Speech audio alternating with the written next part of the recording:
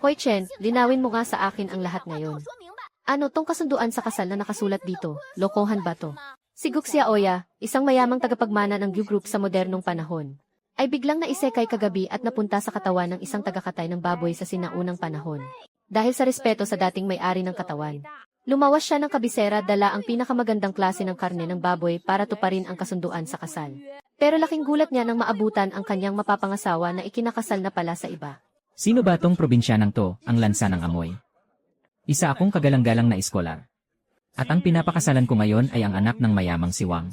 Isang hamak na tagakatay ng baboy na angarap na mapangasawa ako. Aba, noong binubuhay ka pa ng karne ng pamilya ko para lang makapag-aral ka, hindi ka nagrereklamo ah. Ngayong nakaraos ka na, bigla mo akong ikakahiya. Ang kasunduang ito, sisirain ko sa harap ng buong bayan ngayon din. Umalis ka na rito. Huwag mong sirain ang kasal ko.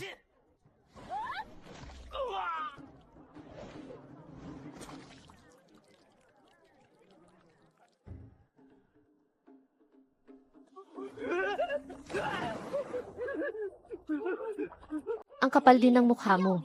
Wala kang utang na loob, napakawalang hiya mo. Mas masahol ka pa sa baboy. Napakabastos mo, walang modo. Umalis ka na.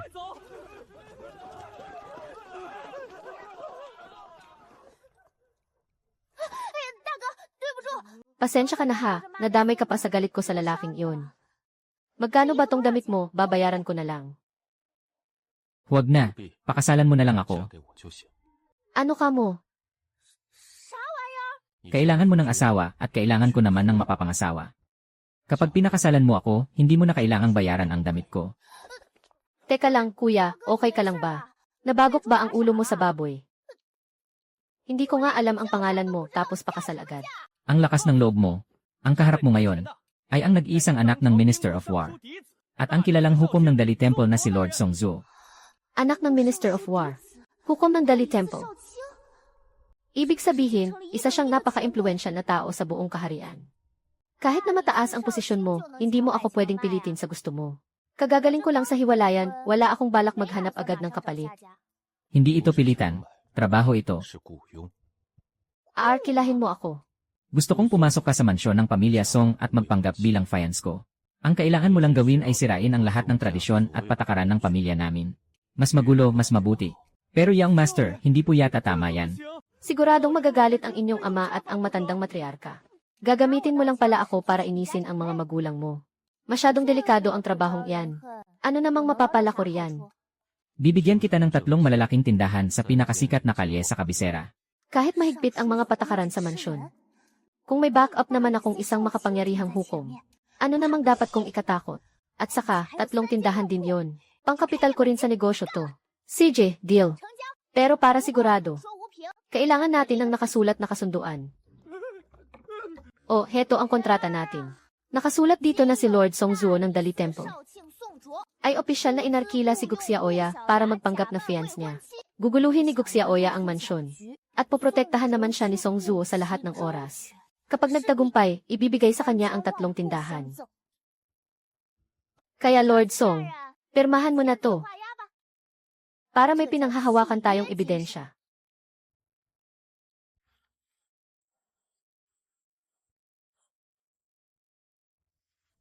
Basta magawa mo ang trabaho mo sa mansyon, mapapasayo ang mga tindahan. Ayan ang gusto ko sa'yo. Tayo na, fiancé ko.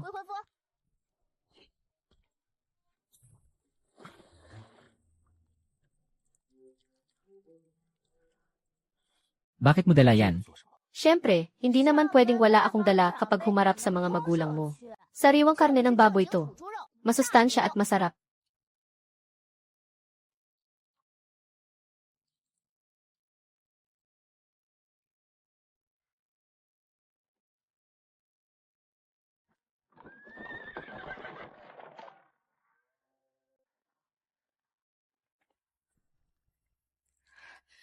Songzhu, bakit ka nagdala ng isang hamak na probinsyana rito?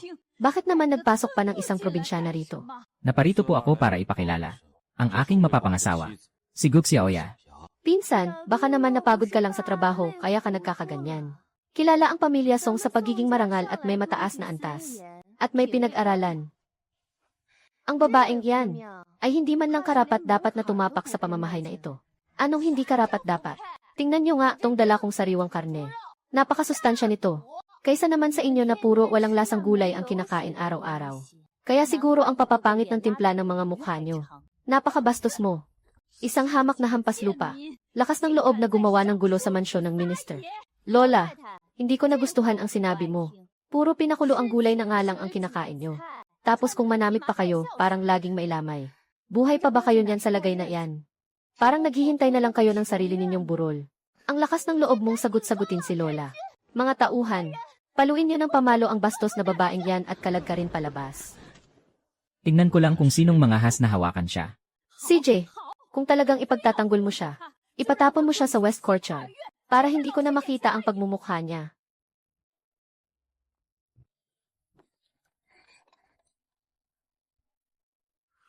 Grabe naman ang init ng ulo ng matandang to. Pero, habang mas pinagbabawalan ako, lalo ko pang gagawin. Miss Gyu, huwag mo na kasing galitin si Lola. May parusang pamalo kapag sumuway ka sa patakaran dito. Patakaran. Ang mga patakaran ginawa para labagin. Akala ba nila masarap ang puro matabang at walang lasang pagkain? Gusto nilang magpakabanal sa gutom. Kung ayaw nila sa amoy ng karne, sisimulan ko sa matabang nilang hapagkainan. Bukas na bukas, magluluto ako ng isang nagbabagang maanghang na pot. Para naman mabuhay ang patay na bakurang ito. Pampainit ba? At kapag busog na ang lahat, maghahanap naman ako ng mapaglilibangan natin. Tiyak nagigibain ko ang mga boring nilang patakaran. Wala silang magagawa. Itong West Courtyard. Tambakan lang naman ito ng mga lumang gamit. Pinatira ka lang dito ng pinsan ko. Feeling mo naman ikaw na ang yaong mistress. Hindi mahalaga kung saan ako nakatira. Ang mahalaga, hawak ko ang marriage contract. Ikaw nga na nakikitira lang dito bilang pinsan. Nakikialam pa sa buhay pag-ibig ng pinsan mo. Ano bang alam mo?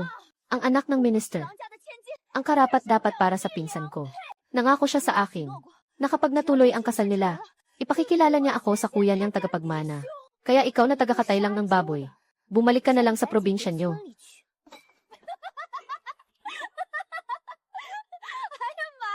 Gagamitin mo pa ang kasal ng pinsan mo para sa sarili mong interes. Ang tindi rin ng pangarap mo. Rinig na rinig ko ang ambisyon mo kahit saan. Bakit? Hindi ba kayang magbigay ng dote ng pamilya Song? Kaya nagtatrabaho ka na lang bilang bugaw ngayon.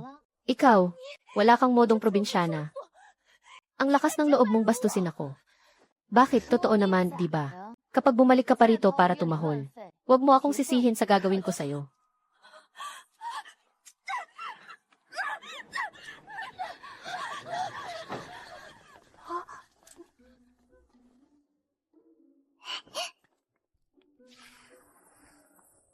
Ayan, tapos na. Kumpleto na ang mga sangkap. Ngayong gabi, titikim ng masarap ang buong mansyon.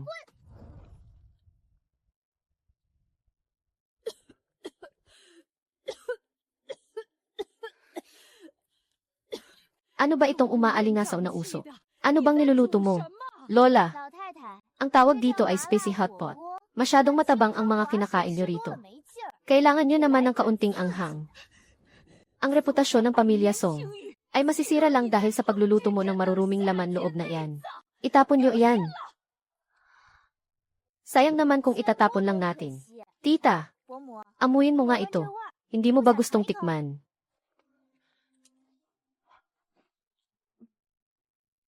Ang bango.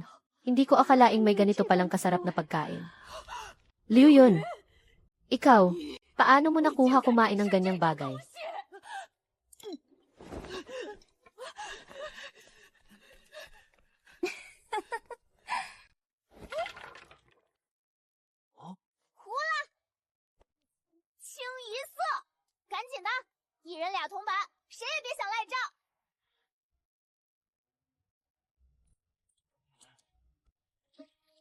Araw-araw na lang kayong nakasimangot dito. Hindi ba kayo nababagot? Ito ang tinatawag na mahjong. Pampalipas oras lang. Halika, simulan na natin ang laro. Miss Gyu, kapag nalaman ito ng master, ano namang dapat ikatakot? Kahit magunaw pa ang mundo, nariyan naman si Lord Shouking para sumalo sa atin. Kaya laro na.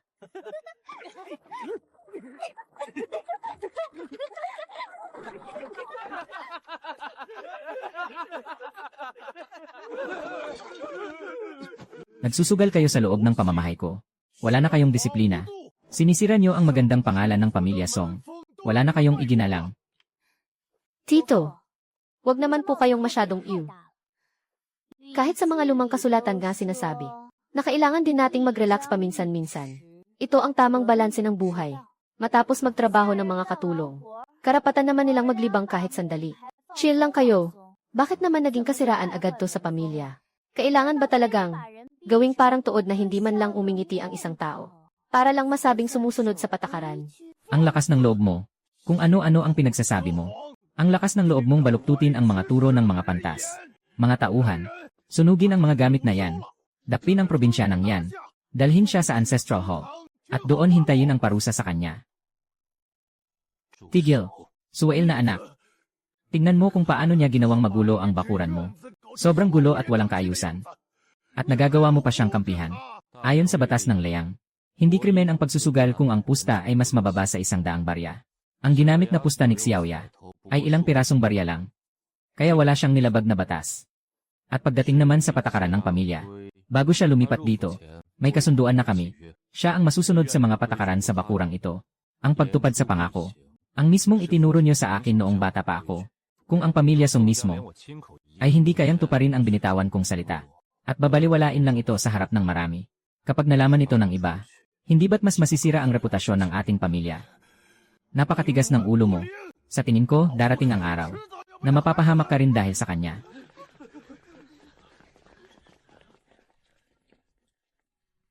Grabe, nakakatakot naman yun. Pero yung seryosong mukha mo kanina, na parang sumusunod talaga sa batas. Bagay sa'yo, ha?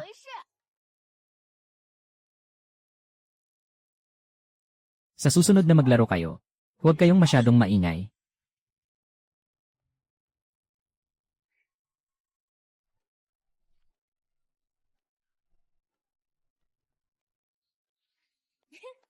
O siya, sige na. Simula ngayon, ito na ang magiging mansyon ninyo. Panglimang binibini, mahigpit na ipinagbabawal ang mga hayop sa mansyon. Kapag nalaman nilang nagdala kayo ng ganito karami, tiyak na babalatan ako ng buhay ng matandang ginang. Ano namang dapat ikatakot? Kung ano pa ang ipinagbabawal ng pamilya Song. Ayon ang mas gagawin ko. Sige pa, lakasan niyo pa ang tahol at mew. Para naman sumigla at magkabuhay ang bakurang ito.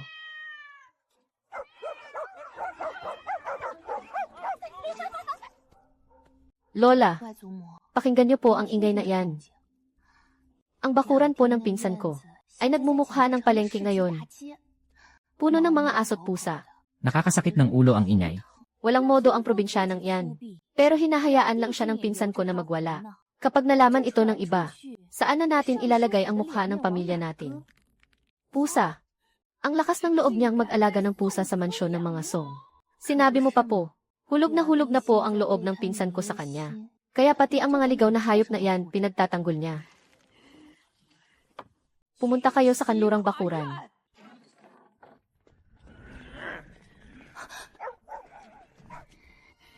At ang lahat ng mga hayop na iyan, paluin niyo hanggang sa mamatay. Pagkatapos, itapon niyo sa labas ng mansyon. Subukan niyo lang. Kapag may humipo kahit isang balahibo sa kanila, pababalian ko talaga kayo ng buto ngayon din. May gana ka pang humarang. Zooer, tingnan mo kung anong klaseng tao ang dinala mo rito. Lola. Ilang maliliit na hayop lang naman ito.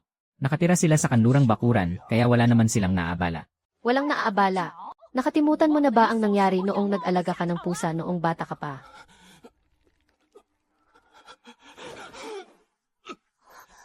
Kaya pala palagi siyang malamig makitungo. Mukhang malalim ang sugat na iniwan ng nakaraan sa kanya. Wala akong pakialam sa nangyari noon. Pero ang mga aso't pusang ito, aalagaan ko sila rito kahit anong mangyari. Kung sino man ang magtangkang sumira sa tirahan nila, o saktan muli ang damdamin niya gamit ang nakaraan, hindi magdadalawang isip ang kutsilyo ko na tagain kayo.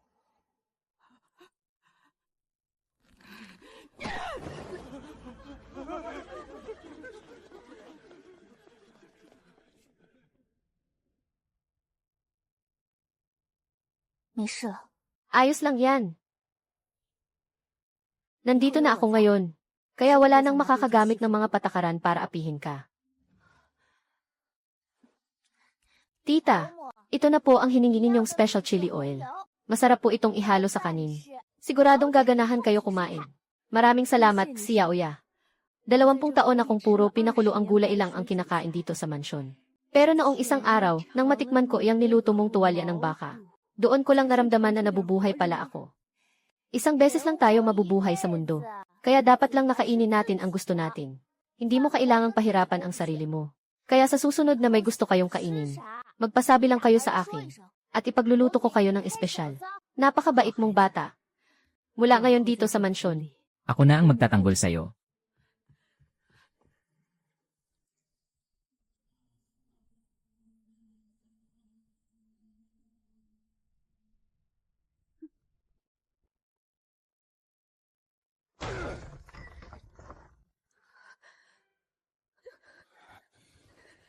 Napaka-ignorante mong babae. Bilang may bahay ng ministro, nakikikain ka sa probinsyanang yan. Ang kumain ng ganyang klaseng maruming pagkain ay isang malaking kahihiyan sa pamilyang Song. Tiyo, huminahon po kayo. Naguluhan lang po si Tia sandali. Naimpluwensyahan lang siya ng Guxiaoya na iyan.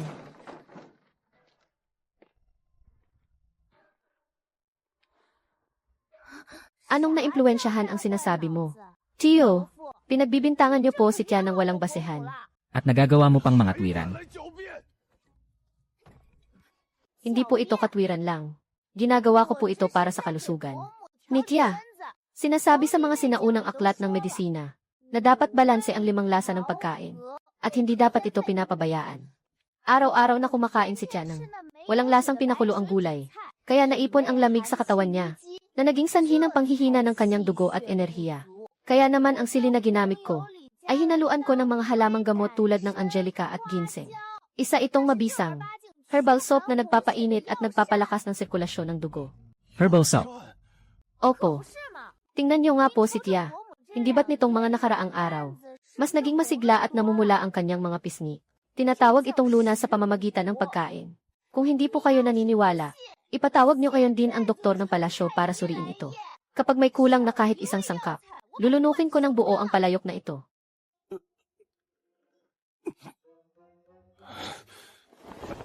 Sige na nga. Duhil gamot naman pala yan. Huwag mo na itong ulitin sa susunod.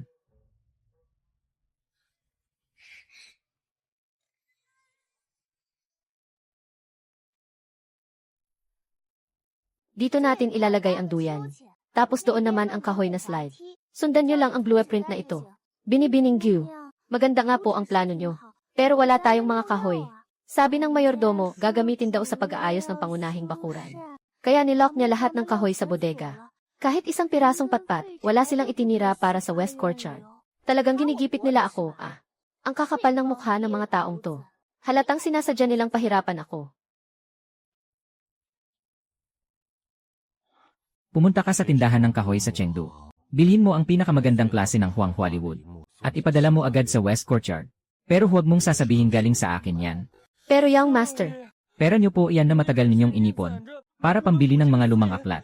Gagastusin nyo lang ba talaga para kay Binibining Gyu? Para lang makagawa siya ng mga laruan. Masyado kang madaldal. Gawin mo na lang ang sinabi ko.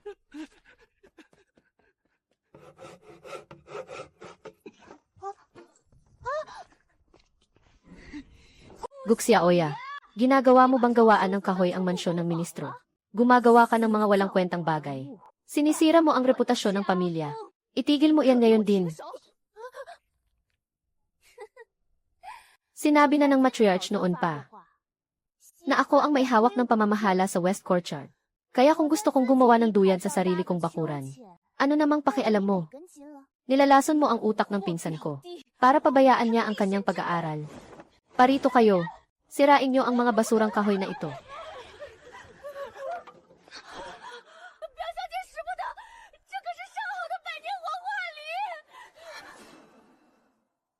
Huang Hollywood. Isang hamak na tagakatay ka lang ng baboy. Saan ka kumuha ng pera para makabili ng ganito kamahal na kahoy? Kung saan galing ang pera ko? Bakit wala na bang pera ang pamilyang Song? Kaya pati ang sarili kong pera ay pinapakialaman mo. Ikaw, isusumbong kita ngayon din sa mga nakatatanda.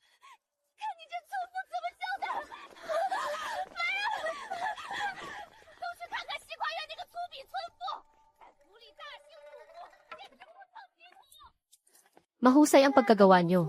Heto ang bayad, ibigay mo ito sa mga trabahador mula sa tindahan ng kahoy. Napakaganda talaga ng kalidad ng Huang Hollywood na ito. Siguraduhin mong sapat ang ibabayad mo sa kanila. Binibining Gyu, bayad na raw ang lahat ng to. Sabi ng nag-deliver, may mabuting loob daw na nagbayad para rito. At sinabing ipadala raw sa Xiquayuan. Mabuting loob, kararating ko lang dito sa kabisera. Wala naman akong kakilala o kamag-anak dito. Sino naman ang bigla na lang magreregalo sa akin ng ganito kamahal na kahoy? Hayaan mo na kung sino man siya. Sayang naman ang libre. Tanga na lang ang tatanggi rito. At dahil nandito na ang mga kahoy, simulan na natin ang pagtatayo. Naglulunsad ng malaking konstruksyon sa Xiquayuan. Hindi mo na nga pinigilan. Kinonsinti mo pa. Ang mga patakaran mo ba bilang Vice Minister ng Dali Temple ay itinapon mo na lang sa basurahan. Ang mga nangyayari sa Xiquayuan ay hindi naman lumalagpas sa bakod ng pamilya Song. Lumalagpas o hindi. Simula sa araw na ito, pagkatapos ng trabaho mo sa Dali Temple, umuwi ka agad dito sa mansyon. At huwag na huwag kang lalabas ng pinto. Butler, bantayan mong maigi ang pinto. Opo, Master. Lady Gu, pinagbawalan ng master na lumabas si Young Master. Bawal siyang lumabas kahit pagkatapos ng trabaho. At ngayon, nagmumukmuk siya mag-isa sa kwarto niya. Grounded. Ang dami namang bawal ng matandang to. Pati ba naman paghinga bawal din. Tara, kumuha ka ng hagdan. Isasama ko siya ngayon para magliwaliw ng patago. Ikaw, ano pang tinatayo-tayo mo dyan? Bilis, umakyat ka na. Ayon sa batas ng pamilya Song, bawal lumabas kapag gabi. Kapag nahuli tayo ng mga nagpapatrolya. Ang patakaran ay patakaran lang. Pero tao tayo at may sariling isip. Kung palagi mo na lang susundin ang mga walang kwentang patakaran na yan, hindi ka ba nasasakal? Kahit sino pa ang humarang sa atin ngayon, aakyat at aakyat ka sa pader na yan.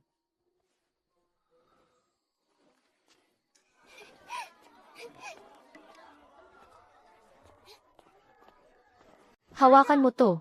Huwag kang ang laging nakasimangot. Dito mo mararamdaman na buhay ka talaga.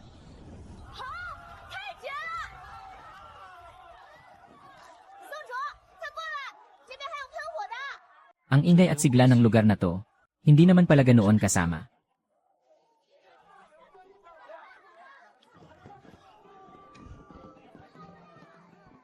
Ang gulo-gulo na sa Xiquayuan. Nagsusugal pa kayo at nagtitipon ng walang pahintulot. At kagabi, tinulungan mo pa si Zuer na tumakas sa pader. Ang daang taong reputasyon ng pamilya Song ay nasira lang dahil sa'yo. Lola, napakamasunuri naman ni Pinsan noon. Pero ngayon, nagagawa na niyang sumuway sa utos niyo. Naimpluwensyahan lang talaga siya ng probinsyanang iyan. Naimpluwensyahan. Sinama ko lang naman siya sa night market para kumain ng masarap. At manood ng palabas. Paano naman masisira ang reputasyon niyo roon? Gawa ba sa papel ang reputasyon ng pamilya Song? Na konting hangin lang ay masisira na agad. Ang lakas ng loob mo, kapag nagsasalita ang nakatatanda, wala kang karapatang sumagot. Mga tauhan, kalad ka rin niyo palabas ang babaeng yan.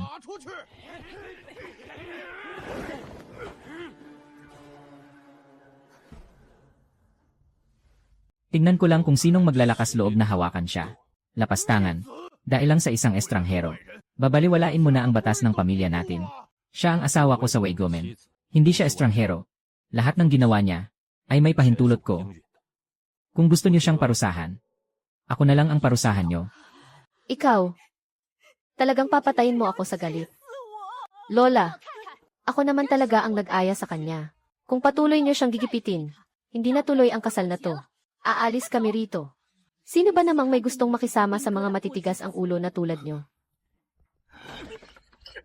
Isang probinsyanang binayaran lang para magpanggap. Kapag nahanap ko ang butas sa plano mo, tingnan natin kung makakapagpanggap ka pa. Hindi ko akalaing magagawa mo to. Yung pagharang mo sa harap ko kanina. Ang astig mo doon Lord Shouking. Pinagsasabi mo. Kunwari ka pa.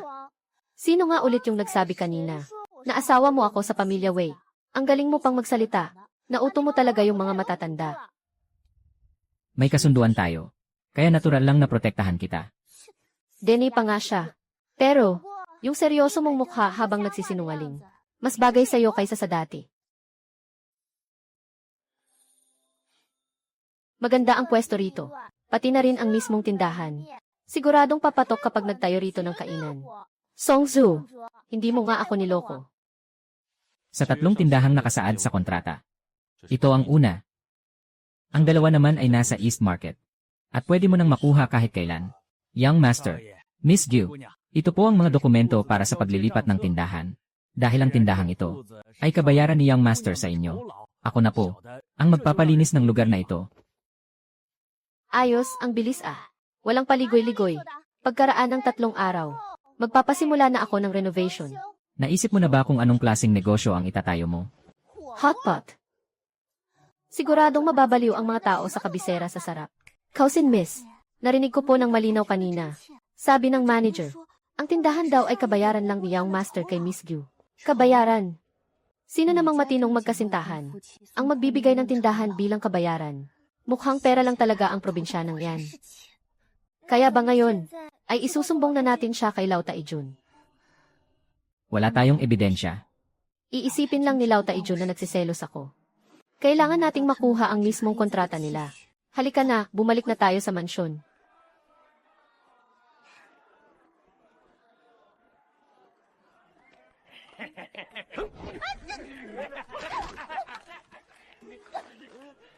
Aray ko naman. Bulag ka ba? Ang tapang naman ng babaeng to. Binalangga mo na nga ako. Tapos aalis ka na lang ang hindi man lang humihingi ng paumanhin. Bali na, bali na. Aray, bali na. Hoy, lalaking maputi. Gusto mo na bang mamatay? Ay. Ako si Song Zhu ng Dali Temple. Subukan mong maglabas ng kutsilyo sa kulungan namin. Tingnan natin kung anong mangyayari sa'yo. Patawad po, Lord. Patawarin niyo po ako. Naging bulag po ako. Hindi ko po kayo nakilala. Layas.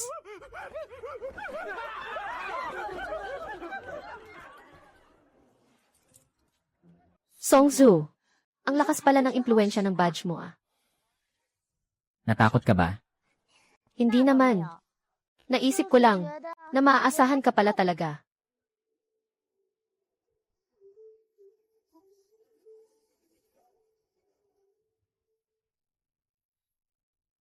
Amuyin niyo ito. Ito ang tinatawag na beef tallow hotpot. Para sa negosyo natin, dito tayo aasa sa sikretong resipe na ito. Miss Gyu, ang tapang ng amoy nito. Mas mabango pa ito kaysa sa muton hotpot sa kanluran ng lungsod. Siyempre naman.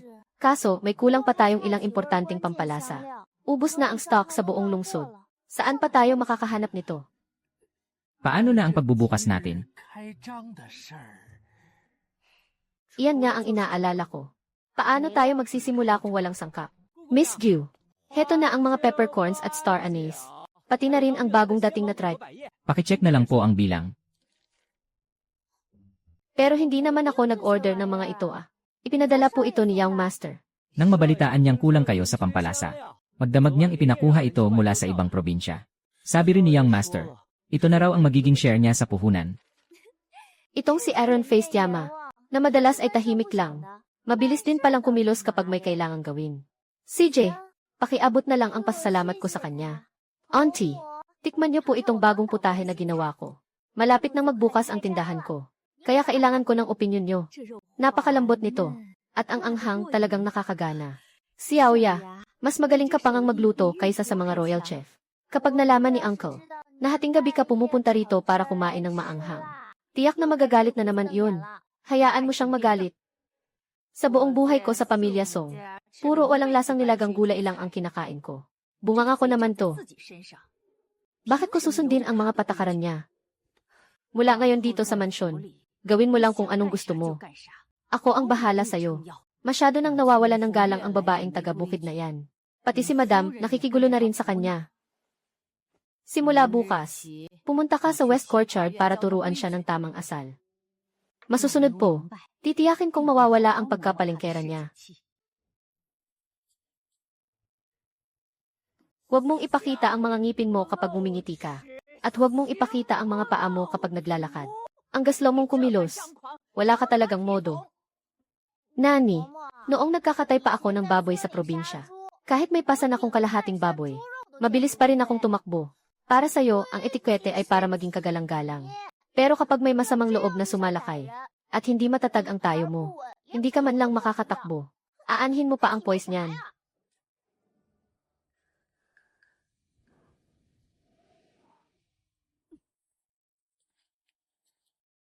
Lola, may lumang kaso sa Court of Judicial Review.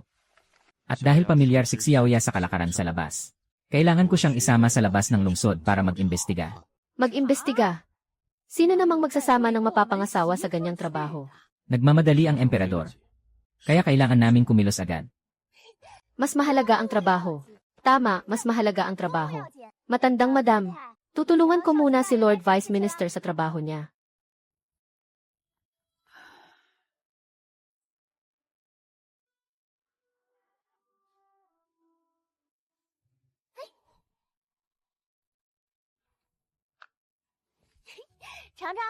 Mas matamis to kaysa sa mga matatabang na prutas na inihahain sa mansyon nyo. Bumaba ka riyan. Mapanganib sa taas ng puno. At hindi yan angkop sa isang binibini. Wala naman ang tatay mo rito. Pati ang lola mo. Para kanino pa ang mga patakarang yan? Hindi ka pa ba nakakaakyat sa puno sa buong buhay mo? Halika, akyat ka.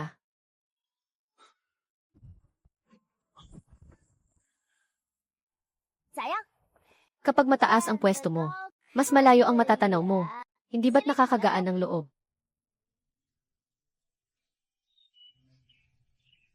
Totoo nga. Sa susunod na makaramdam ka ng inip sa mansyon, sumama ka lang sa akin at aakyat tayo sa puno.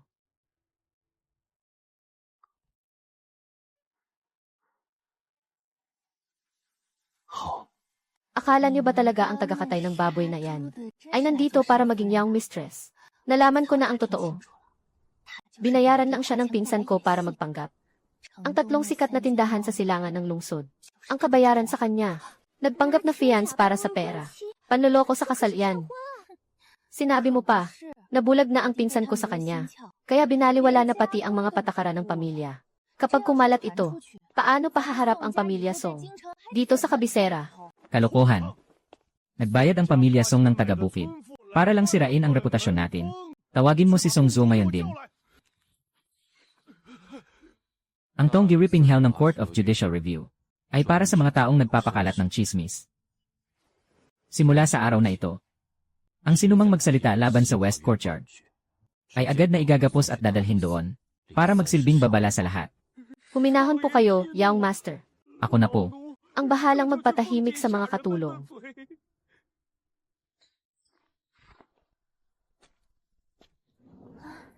Biglang bumuhos ang napakalakas na ulan. Walang babala. Xiaoju, para lang mahanap ka, basang-basa na ako sa ulan.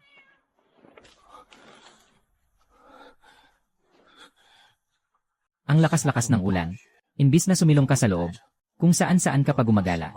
Nawawala kasi siya, kaya hindi ko naman pwedeng pabayaan lang. Pero ikaw nga itong, walang dalang payong, basta-basta na lang lumabas.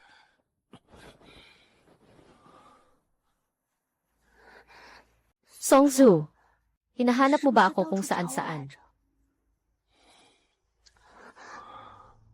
Sa susunod, huwag ka nang lalabas ng basta-basta.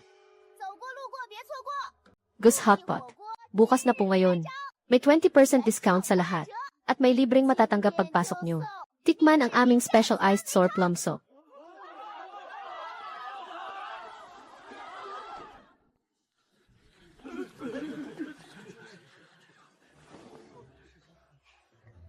Naku, ang presensya pa lang ni Lord Xiaoqing dito, na nakatayo lang sa harap, ay mas mabisa pa sa kahit anong pampaswerte.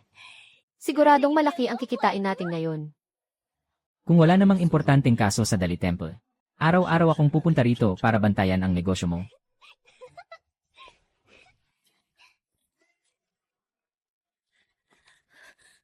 Miss, ayaw tanggapin ng mga tindero ng gulay ang bayad. Sabi nila, makatarungan daw magpresyo si Miss Gu. At dahil may backup pa mula sa Xiaoqing ng Dali Temple, walang sinumang mangangahas na mag-ipit ng supply. Isang hamak na hampas lupa lang siya. Pero nagawa niya talagang magkapangalan dito sa kabisera. Doon naman sa West Courtyard. Hindi ako naniniwalang wala tayong makikitang butas para mapatunayang peke ang kasal nila. Grabe. Yaman na natin. Sa ganitong takbo ng negosyo, Bago mag-3 buwan, kayang-kaya ko nang maghari-harian dito sa kabisera. Ngayong kumikita na ang tindahan. Bayad na ang naging pagpapanggap mo. Kaya ang kontrata natin. Oras na siguro para baguhin. Bakit? Gusto mo na ba akong ilaglag matapos mo akong pakinabangan? Hindi pa nga natin lubusang nakukuha ang tiwala ni Old Matriarch. Mula ngayon, hindi na natin kailangang magpanggap. Anong ibig mong sabihin? Ang kasunduan nating magpanggap bilang magtunang ay pinapawalang bisa ko na simula ngayon. Hindi na ito pagpapanggap lang. Gup Xiaoya. Gusto kitang protektahan habang buhay. Ikaw ang nagsabi niyan, ah. Ngayong sumakay ka na sa bangka ko, mahihirapan ka nang bumaba pa.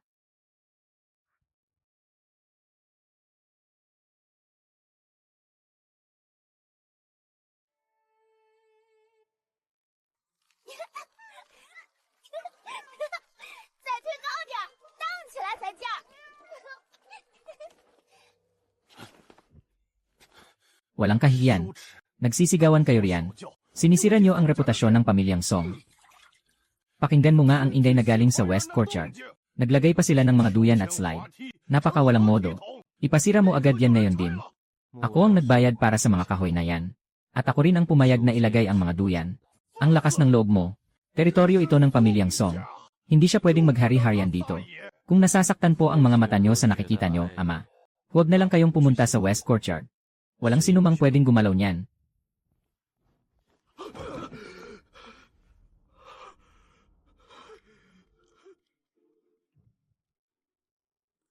Xiaoya, kapag nakita ito ng uncle mo, tiyak na parurusahan kanya gamit ang batas ng pamilya. Auntie, kahit magunaw pa ang mundo, nariyan naman si Lord Shaoqing para protektahan tayo. Kaya maupo lang kayo riyan at mag-relax. Kailangan nating manalo sa laro ngayon. Huwag kayong mag-alala, ina. Hindi makakarating dito ang gulo mula sa main courtyard.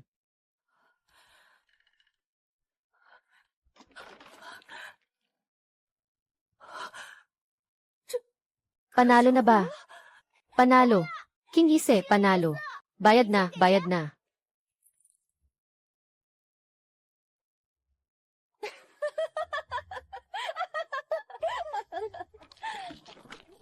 Ito ang tinatawag nating special braised dish. May paa ng baboy, leeg ng pato, at dried tofu. Isama na natin lahat yan. Hindi sapat na ibenta lang ito dito sa loob ng tindahan. Kailangan nating kumuha ng mga tagalako para ilako ito sa bawat kalye at eskinita. Bibigyan natin sila ng komisyon sa bawat mabebenta nila. Napakatalino talaga ng utak ni Miss Gyu. Kung ganoon po, hahanapin ko na agad ang mga tindero. Para sa bawat sulok ng lungsod na to, ay mapuno ng bango ng ating nilulutong karne. Bilis-bilisan nyo. Ihanda nyo na ang pwesto natin. Siguradong magugustuhan to ng mga taga-kabisera kapag natikman nila ang ating special na braised meat. Isang hamak na tagakatay lang ng baboy sa probinsya. Pero nagawa niyang dalhin ang kanyang negosyo, mismo sa mga lansangan ng kabisera. Akala mo kung sinong malinis at marangal si Song Zhuo. Pero ngayon nakikisawsaw na rin siya. At nabahiran na rin ng amoy ng pera. Master, Masyadong mainat kumilos si Song Zhuo. Wala kang makikitang butas sa kanya. Pero ang tindahan ng babaeng yan, ang pwede nating maging daan para pabagsakin siya. Magpadala ka ng magbabantay sa mga libro ng account niya. Pati na rin sa mga supplier niya. Napakadaling dayain ng mga transaksyon sa negosyo. Kapag ang tindahan na yan ay nasangkot sa isang kaso ng patayan, ang posisyon ni Song Zhuo bilang Shaoqing ay tiyak na mawawala. Song King, nabalitaan kong ang mapapangasawa mo ay nagbukas ng isang hotpot restaurant dito sa kabisera. Kumpara sa luto niya, kumusta naman ang braised meat dito sa kusina ng aking palasyo?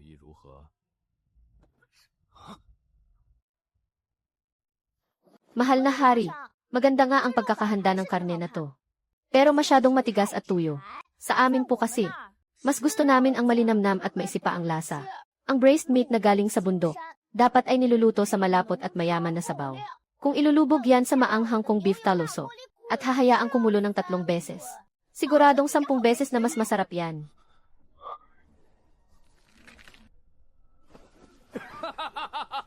Hahaha, napakalinamnam nga naman. Song King, masyadong prangka ang asawa mo.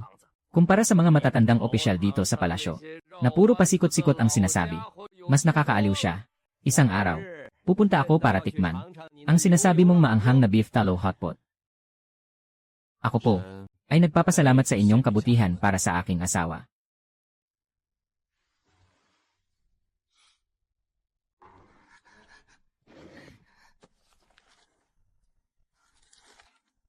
Katapusan na ni Guyong. Guxia Oya. Tingnan natin kung paano ka babagsak ngayon.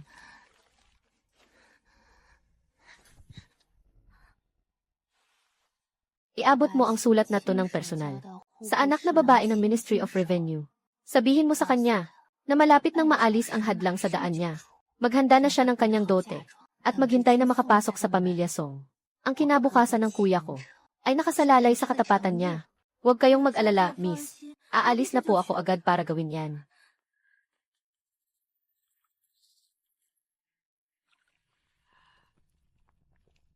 Matandang ginang, hindi ba kayo napapagod sa katatayurian? Maupo muna kayo at sumalo sa pagkain. Pagkaing pang mahirap lang yan. Hindi yan nababagay sa mga mararangal na lugar. Social man o hindi, malalaman mo lang kapag natikman mo na. Araw-araw kayong kumakain ng mga walang kalasa-lasang pinakulo ang gulay.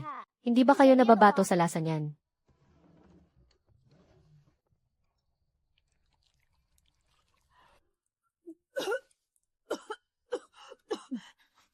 Medyo maanghang nga, pero nakakatulong naman para magpainit ng katawan. Sabi ko sa inyo, marami akong inilagay na pampalasa sa sabaw na to. Kung nagustuhan nyo ang sipa ng lasa, matandang ginang, pumunta lang kayo rito araw-araw para kumain.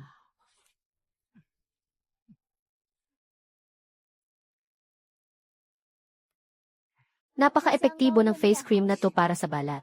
Wang mama, kapag lumabas ka para mamili, dumaan ka muna sa labas ng lungsod at iwan mo to sa tindahan ng kosmetiko para ibenta nila. Miss Gyu, Maganda nga ang kalidad ng face cream na to.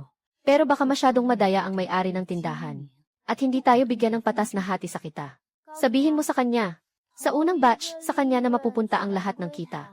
Kapag sumikat na ang produkto natin, saka na tayo maghahati ng 70-30. Heto ang kaunting pera para sa merienda mo.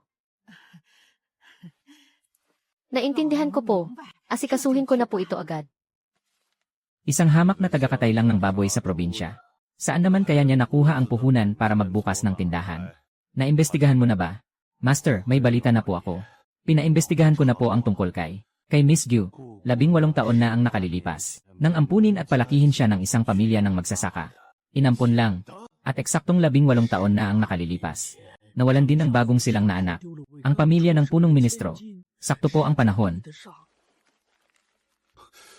Sa pamilya ng punong ministro, huwag mong ipagsasabi ito kahit kanino. Ipagpatuloy mo lang ang palihim na pag-imbestiga. Tikman mo nga ito. Ako mismo ang nagluto niyan.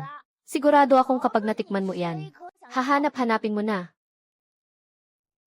Ano, masarap ba? Mas okay namang kasama mo ako. Kaysa doon sa Court of Judicial Review, na puro tuyong rasyon lang ang kinakain mo, di ba? Sa bagay, hindi nga hamak na mas masarap ang luto mo kaysa sa pagkain doon. Pero ang mas mahalaga, baliwala ang sarap ng pagkain kung ihahambing. Sa ganda ng kasalo ko. Ikaw talaga, kung ano-ano na namang sinasabi mo. Sabi ko naman sa'yo, ayoko nang magpanggap. Kaya naman nagsasabi lang ako ng totoo. Para sa handaan bukas, sundin ang lumang tradisyon. 3 gulay at 1 sabaw lang. Dapat walang kahit anong mantika. Mamaya, pumunta ka sa kusina para sabihan sila. Aking asawa, kailangang baguhin ang menu na iyan. Bukas, gusto kong magdagdag ng karne na may adobo. At lagyan din ng maanghang na ulam. Kalokohan. Simple at walang karne ang handaan ng pamilyang Song. Bilang may bahay ng pamilyang ito, nakalimutan mo na ba ang mga patakaran? Ang mga patakaran ay pwedeng baguhin. Pero ang tao ay nagbabago. Habang buhay akong nakatira sa mansyong ito, na puro gulay at sabaw lang ang kinakain. Ngayon, ayoko na ng ganoong pagkain. Kung hindi mo magustuhan ang ihahanda ko, pwede kang magpaluto ng sarili mong pagkain. Tito, wag po kayong magalit. Mabait at masunurin naman si tita. Baka naman may nang impluensya lang sa kanya. Kaya siya sumasagot ng ganyan ngayon. Sino pa nga ba, kundi ang probinsya ng babaeng yon, na nakatira sa kabilang bakuran? Nagluluto siya ng karne at nagpapasugal sa loob ng mansyon. Wala talaga siyang respeto sa mga patakaran natin. Naimpluwensyahan lang si tita dahil sa kanya. Kapag hinayaan natin ito, mawawalan na ng saysay ang mga batas ng pamilyang Song. Ang babaeng yan. Hindi na dapat manatili rito. Miss Gyu, nayanig ng hayop na ito ang karwahe ng matriarch. Kaya naman ipapabugbog at palalayasin namin ito ngayon din. Sino ang nagbigay sa inyo ng karapatan na manakit ng hayop dito sa loob ng mansyon? Patawad po, matriarch. Nanggugulo lang po kasi ang pusang ito sa mansyon. Huni lang naman ang pusa yan. Paano naman naging panggugulo yan? Dahil nandito na rin naman siya sa mansyon. Hayaan nyo na lang siyang gumala kahit saan. Walang sinuman ang pwedeng magtaboy sa kanya. Lola, ang puso nyo po ay mas mainit pa sa sabaw ng hotpot ko. Huwag mo nga akong bulahin. Bantayan mo ng maigi ang pusa mo. Baka masira pa niyan ang mga halaman ko. Ang posisyon bilang pinuno ng Court of Judicial Review. Masyadong matagal ng hawak ni Song Zhao. Huwag kayong mag-alala, sir. Ang mga ebidensya ng peking transaksyon ay direktang nakaturo sa tabong yaman ni Song Yao. Hihintayin lang natin ang tamang pagkakataon para maging matibay na ebidensya ito laban sa kanya. Ihalo mo ang mga dokumentong ito sa mga lumang file. Kapag nag-iba na ang ihip ng hangin, sisiguraduhin kong hindi na siya makakabangon pa. Mukhang may hindi magandang nangyayari sa Court of Judicial Review. At itong si Song Zhu naman, napakatahimik. Walang sinasabi sa akin. Kapag lumala ang sitwasyon, siya na lang ang tanging pag-asa natin. Miss, ang suot mong pendant na jade Ay ang opisyal na simbolo ng pamilya ng punong ministro. 18 taon ka nang hinahanap ng punong ministro. Kaya sumama ka na po sa akin pabalik sa mansyon. Sandali lang, hindi ako nagmamadali. Kailangan ko munang pumunta sa East Street para bugbugin ang walang hiyang lalaking nanggago sa akin. Akin muna tong jade pendant. Kung may kailangan ako na mismo ang pupunta roon. Napakagulo ng sitwasyon sa labas ngayon. May nangyaring masama sa Dali Temple. Kaya ko namang ayusin ang gulo sa palasyo. Pero may isang bagay na hindi ko na kayang patagalin pa. Ano namang mas importante pa sa posisyon mo bilang opisyal? Kakanselahin ko na ang kontrata natin. Dahil gusto na kitang pakasalan ng totoo. Gusto kong maging opisyal ka ng young mistress ng pamilya Song. Seryoso ka ba? Pakasal talaga? Baka kapag hinabol ako ng tatay mo ng walis, ay lumaban ako, sige ka. Bukas, sa salusalo ng pamilya. Sasabihin ko ito sa harap ng buong angkan. Ipaalam natin kay Ama. Ako nang bahala sa lahat. Ama, Lola, ngayong gabi sa ating salusalo, may mahalaga sana akong gustong ipaalam. Pinsan, wag mo nang ituloy ang pag-inom mo. Dahil ang mga ninuno ng pamilya Song ay hindi tatanggap ng isang manlolokong binabayaran lang para magpanggap. Ang lakas ng loob mo. Bakit ka sumisigaw sa harap ng hapagkainan? Wala ka ba talagang modo? Tito, tingnan niyo po itong mabuti. Ito ang kontratang mismong si Pinsan ang sumulat. 3 sikat na tindahan. Ang ibinayad niya kay Guxiaoya para magpanggap na fiance niya. Pumasok lang ang babaeng yan sa pamilyang ito. Dahil sa pera natin. Walang hiya. Ginawa niyo pang laruan ang reputasyon ng pamilya Song. Ek, ang pakikialam ba sa gamit ng iba? Ang tinuturong asal sa mararangyang pamilya. Tumahimik ka. Ikaw na mukhang perang probinsyana. Nakuha mo pang makikain at makisawsaw dito. At nagawa mo pang manguto sa mansyon ng ministro. Mayordomo, Kalagkarin niyo palabas ang babaeng yan. ako ang gumawa ng kontrata. Kaya walang kinalaman si Xiaoya rito. At simula ngayon, wala nang bisa ang kontratang ito. Walang bisa. Ibig sabihin ba niyan ay itutuloy mo pa rin ang kalokohang ito? Hindi ko lang siya basta papanatilihin dito. Dahil pakakasalan ko siya sa harap ng lahat. Ako, si Song Zhu. Si Xiaoya lang ang tanging pakakasalan ko sa buhay na ito. Hindi papayag ang pamilya Song na makapasok ang isang manloloko sa pamamahay na ito. Kapag hindi mo siya pinalaya sa loob ng 3 araw, itatakwil kita at tatanggalin sa pamilya Song. Grabe naman ang kapangyarihan ng mahal na ministro. Huwag kang mag-alala, hindi mo na kailangang magpalayas. Dahil matagal na akong nabuburyong sa bulok na lugar na to. Song Zhu, sasama ka ba o hindi? Sasama ako. Ipadala niyo agad ito sa mansyon ng Vice Ministro ngayong gabi.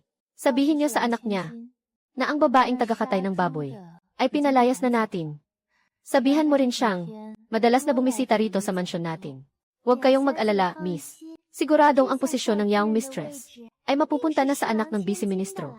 Kapag natulungan na ng Vice Ministro, ang kuya ko na makakuha ng magandang posisyon sa gobyerno. Tingnan ko lang kung sino pa ang maglalakas loob na maliitin ako rito. At tungkol naman sa probinsyanang iyon, kapag umalis siya sa pamilya Song, kahit ang labasan ng kabisera ay hindi niya mararating. Ako po, si Zhao Zing, ay formal na nagrereklamo laban kay Dali Temple Vice Minister Song Zhu. Ginamit niya ang kanyang posisyon para magnakaw ng kaba ng bayan at dinaya pa ang mga rekord ng pananalapi. Naway maimbestigahan niyo po ito ng maayos, mahal na hari.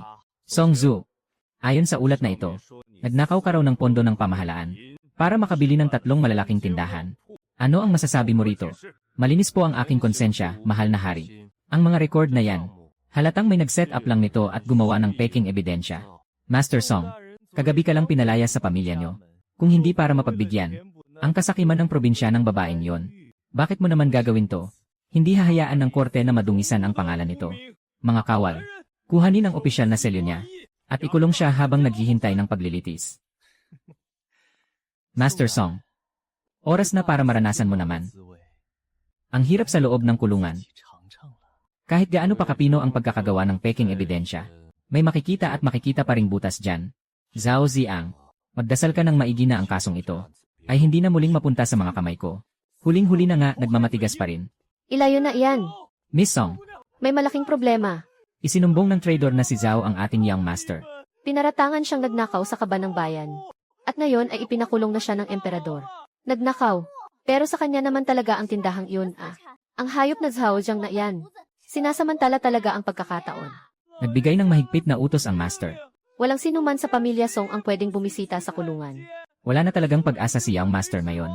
Ano nang gagawin natin? Kung ayaw siyang tulungan ng pamilya Song, ako ang kikilos. Afew, bantayan mo ang tindahan. Pupunta ako sa mansyon ng punong ministro para humingi ng tulong. Pribadong teritoryo ito ng punong ministro. Bawal pumasok ang mga estranghero. Tingnan mong mabuti ang nakasulat sa likod nito. Pumasok ka at sabihin mo sa kanya na gusto kong makita ang punong ministro. Ang pendant na ito. Saan mo ito nakuha? Bata pa lang ako, suot ko na to. Balita ko, 18 taon mo nang hinahanap ang anak mo. Ako, yun. Ngayon, kailangan kong iligtas si Song Zhu. Tatanggapin ko ang pagiging anak mo ngayon. Pero tutulungan mo ba ako o hindi? Mayordomo, buksan ang pangunahing tarangkahan. Salubungin ang pagbabalik ng aking anak. Tungkol naman sa lalaking yun mula sa pamilya Song. Ako na ang bahala roon. Maling tao ang binangga ni Zhao Zihang.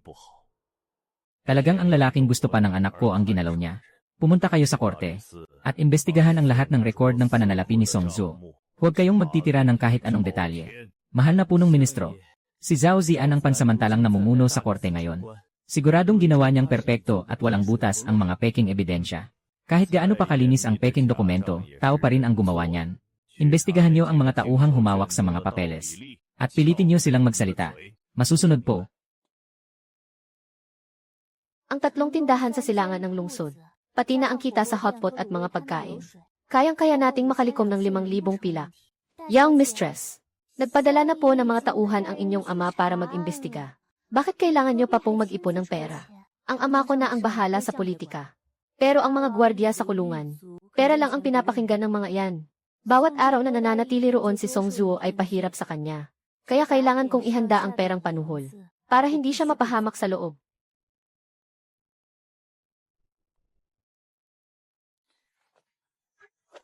Ibigay mo sa akin ang orihinal na dokumento. At hahayaan kitang mamatay ng buo ang katawan. Manigas ka. Kung kaya mo, agawin mo sa akin. Huwag kang matakot. Ihatid mo ang dokumentong ito sa mansyon. At siguradong tapos na ang maliligayang araw ni Zhao Jiang. Mahal na hari, ito po ang dokumentong nakuha ng aking anak. Naglalaman ito ng matibay na ebidensya na binago ni Zhao Jiang ang mga record ni Song Zhu. Ang lakas ng loob ng Zhao Jiang na yan. Ilabas ang utos. Ipagpaliban muna ang paghatol sa kaso ni Song Zhu. At muli itong litisin sa ibang araw. Ako mismo ang hahawak sa kasong ito. Master, totoo po ang balita. Pumasok si Miss Gu sa mansyon dala ang pendant. At agad siyang kinilala ng punong ministro bilang anak. Pumunta na rin siya sa palasyo para iapela ang kaso ni Young Master. Mabuti naman. Sino nang mag-akalang may ganito pala siyang kakayahan? Kung ganoon, yung mga pang-aaping ginawa natin kay Miss Gu noon, pati na rin ang ginawa ng pinsan mo sa kanya. Manahimik ka. Ipag-utos mo sa lahat na wala nang magbabanggit tungkol sa pagpapalaya sa kanya sa mansyon. Mula ngayon, kapag may nangahas na bastusin siya, parurusahan sila gamit ang batas ng pamilya. Ngayong nakakulong si Azu, ang pamilya Song pa ang aasa sa kanya para maayos to. Bukas, pumili ka ng magagandang ginseng at pumunta ka sa mansyon ng punong ministro para na rin maiwasan ang gulo. Miss, hindi man lang pinapasok ng mga bantay sa mansyon ng ministro ang katulong nyo. Ang sabi lang nila, hindi raw magkapantay ang estado ng ating mga pamilya. Hindi magkapantay ang estado. Natatakot lang ang matandang sorang iyan na madamay sa gulo. Si Guxia Oya na anak lang ng tagakatay ng baboy. Paano siya naging anak ng punong ministro? Mag-ingat po kayo sa pananalita nyo, Miss. Nagbigay ng mahigpit na utos ang master. Nabawal ng pag-usapan si Miss Gyu. Sinira niya ang kinabukasan namin ng kuya ko. Hindi ko siya hahayaang mamuhay ng tahimik. May utos ang emperador. Inaatasan ang Ministry of Justice at ang mansyon ng punong ministro na pagkatapos ng 3 araw ay magsagawa ng magkasanib na paglilitis para sa kaso ni Song Zhu. Tanggapin niyo po ang utos ng emperador, punong ministro. Ama, ngayong may utos na ang emperador. Hindi na ba makakatakas ang hayop na si Zhao Jiang na yan? Wala na ba siyang kawala? Formalidad na lang ang paglilitis na yan. Hawak natin ang matibay na ebidensya, kaya hindi na siya makakatakas. Pero sa loob ng 3 araw na ito, sobrang lamig sa loob ng kulungan. Siguradong magdurusa doon si Song Zhu. Bukas na bukas din ay bibisitahin ko siya. Tingnan lang natin kung sinong mga ngahas na humarang sa akin. Napakalamig dito sa loob ng kulungan. Kumain ka muna ng mainit na pagkain para mainitan ang tiyan mo. Noong ikulong si kuya noon, palihim din niya akong binibigyan ng kalahating piraso ng tokwa. Naalala mo na naman ba ang nakaraan? Napakalupit ng mga patakaran sa pamilya Song. Bata pa lang ako, tinuruan na akong huwag na huwag gagawa ng anumang pagkakamali. Pero ngayon, may dumis na ang pangalan ko. At nakakulong pa ako sa seldang ito. Plano lang to at paninira ni Zhao Jiang. Nahanap na ng ama ko ang mga ebidensya. Ang kuya mo ay pinatay ng mga walang kwentang patakaran na yan. Kaya huwag mong tutularan ang sinapit niya. Mula ngayon, nandito na ako. Wala nang makakapagkulong sa iyo kahit kailan. Kamusta si Song Zhu sa loob ng kulungan? So, nag-aalala pa pala ang kagalang-galang na ministro sa kanyang anak. Noon kasi, ang tanging mahalaga lang sa akin ay ang reputasyon at mga patakaran ng pamilya Song. Ano nang ibig mong sabihin? Kahit nasa loob ng kulungan si Song Zhu, hindi siya nagreklamo kahit kailan. Iniisip lang niya na nabigyan niya ng kahihiyan ang pamilya niyo. Galit. Galit pa rin ba siya sa akin? Hindi siya galit sa iyo. Sinisisi lang niya ang sarili niya. Pero ako, si Guxia Oya, hindi ko hahayaan ang lalaki ko na makaranas pa ng kahit anong pang-aapi. Ihalo mo ang pulbos na ito sa pagkain ni Song Zhu kapag namatay siya ngayong gabi. Wala nang magiging testigo at tuluyan ng masasarado ang kaso. Huwag kayong mag-alala, Ginoo. Sinisiguro kong walang maiiwang kahit anong bakas. Ginoong Zhao, pinaghintay kami rito ng punong ministro nang napakatagal. Ang pagtatangkang pumatay ng isang opisyal ng palasyo ay isa pang kasalanang dapat mong pagbayaran. Zhao Ziheng, sa pang-akusa mo sa isang opisyal ng palasyo, mayroon ka pa bang gustong sabihin? Wala po akong kasalanan. Totoong may nakitang pera sa tagong imbakan ni Song Zhu. Paano niyo masasabing ako ang nag-frame up sa kanya? Ito ang testimonya ng taong binayaran mo para baguhin ang mga talaan ng account. At kagabi, ang laso na ibinigay mo sa bantay ng kulungan. Kumpleto ang mga testigo at ebidensya. Itatanggi mo pa ba ito? Tanggalan ng posisyon si Zhao Ziheng at ikulong sa death row para bitayin pagdating ng taglagas. Song Zhu, Guxia Oya, pinalaya na siya at napatunayang walang sala. Young Master Song, kamusta naman ang pagkain sa kulungan? Masarap ba? Hindi nga ang pangit ng lasa. Iba pa rin talaga yung luto mong hotpot. Kaya tara na, uwi na tayo sa mansyon. Ipagluluto kita ng paborito mong sorso, para naman mawala ang malas. Xiaoya, ang basong ito ng alak, ay alay ko sa iyo bilang pasasalamat. Kung hindi dahil sa pagtulong at pag-aasikaso mo, ang pamilya Song ngayon, ay baka hindi na nakalampas sa matinding pagsubok na ito. Huwag niyo pong sabihin yan, Lola. Mahal ko po si Song Zhu at siya na ang pinili ko. Kaya hindi ko hahayaang may mangyaring masama sa kanya. Pasensya ka na kung dati ay napakahigpit ng mga patakaran dito sa pamilya Song. At naging dahilan para mahirapan ka. Pero simula ngayon sa mansyong ito, malaya ka nang gawin ang kahit anong gusto mo. Tama po kayo. Ang mahalaga ay ligtas at magkakasama ang buong pamilya. Mas mahalaga yun kaysa sa anumang lumang patakaran.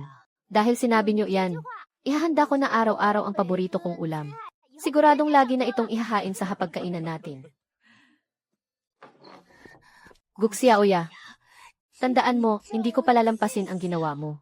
Pinsan, dahil hindi naman natuloy ang kasal nyo, hindi na yata tama na manatili ka pa rito sa mansyon. Lalabag na yan sa kagandahang asal. Inihanda na namin ang baon mong pera para sa pag-alis mo. Kaya mag-ingat ka na lang sa biyahe.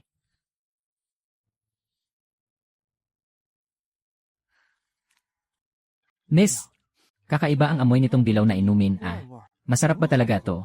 Beer ang tawag dyan. Perfect na kapareha ng barbecue. Kapag nailabas na natin ang beer na to, magtatayo tayo ng isang bagong food market. Siguradong dudumugin tayo ng mga customer. Napakagandang ideya niyan. Tiyak na dodoble ang kikitain natin. Sige na, bilisan mo at bumili ka pa ng maraming balat ng manok at karne. Ihahanda ko na ang bago nating menu. Masusunod po.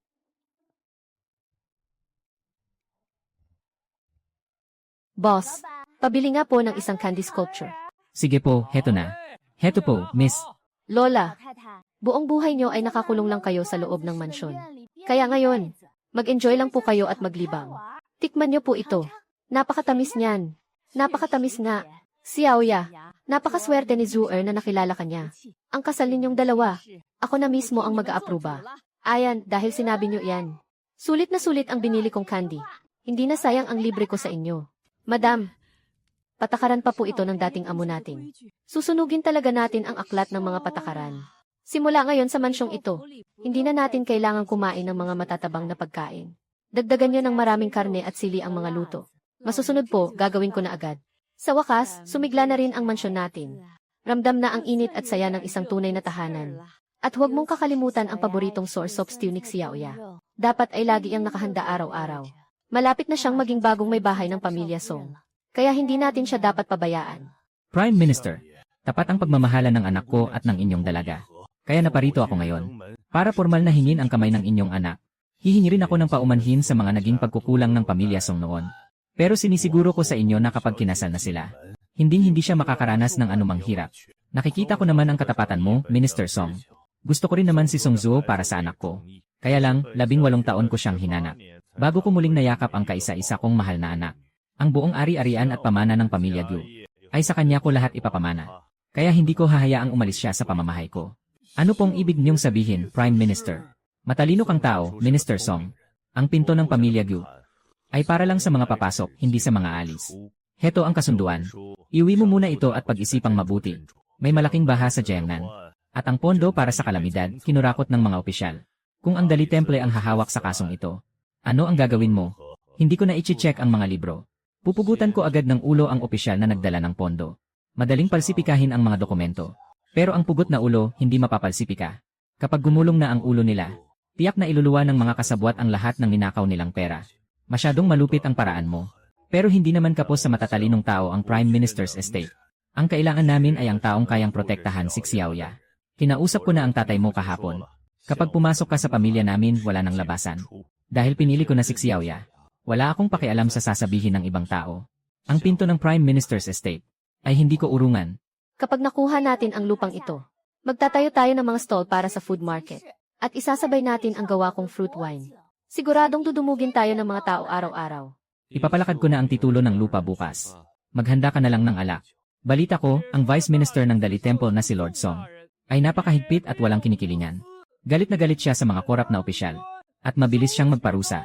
Talagang walang sinasanto. Narinig mo iyon? Para siyang mabangis na hukom. Pero bakit parang ang amo naman ng mukha mo? Kumain ka na nga lang dyan.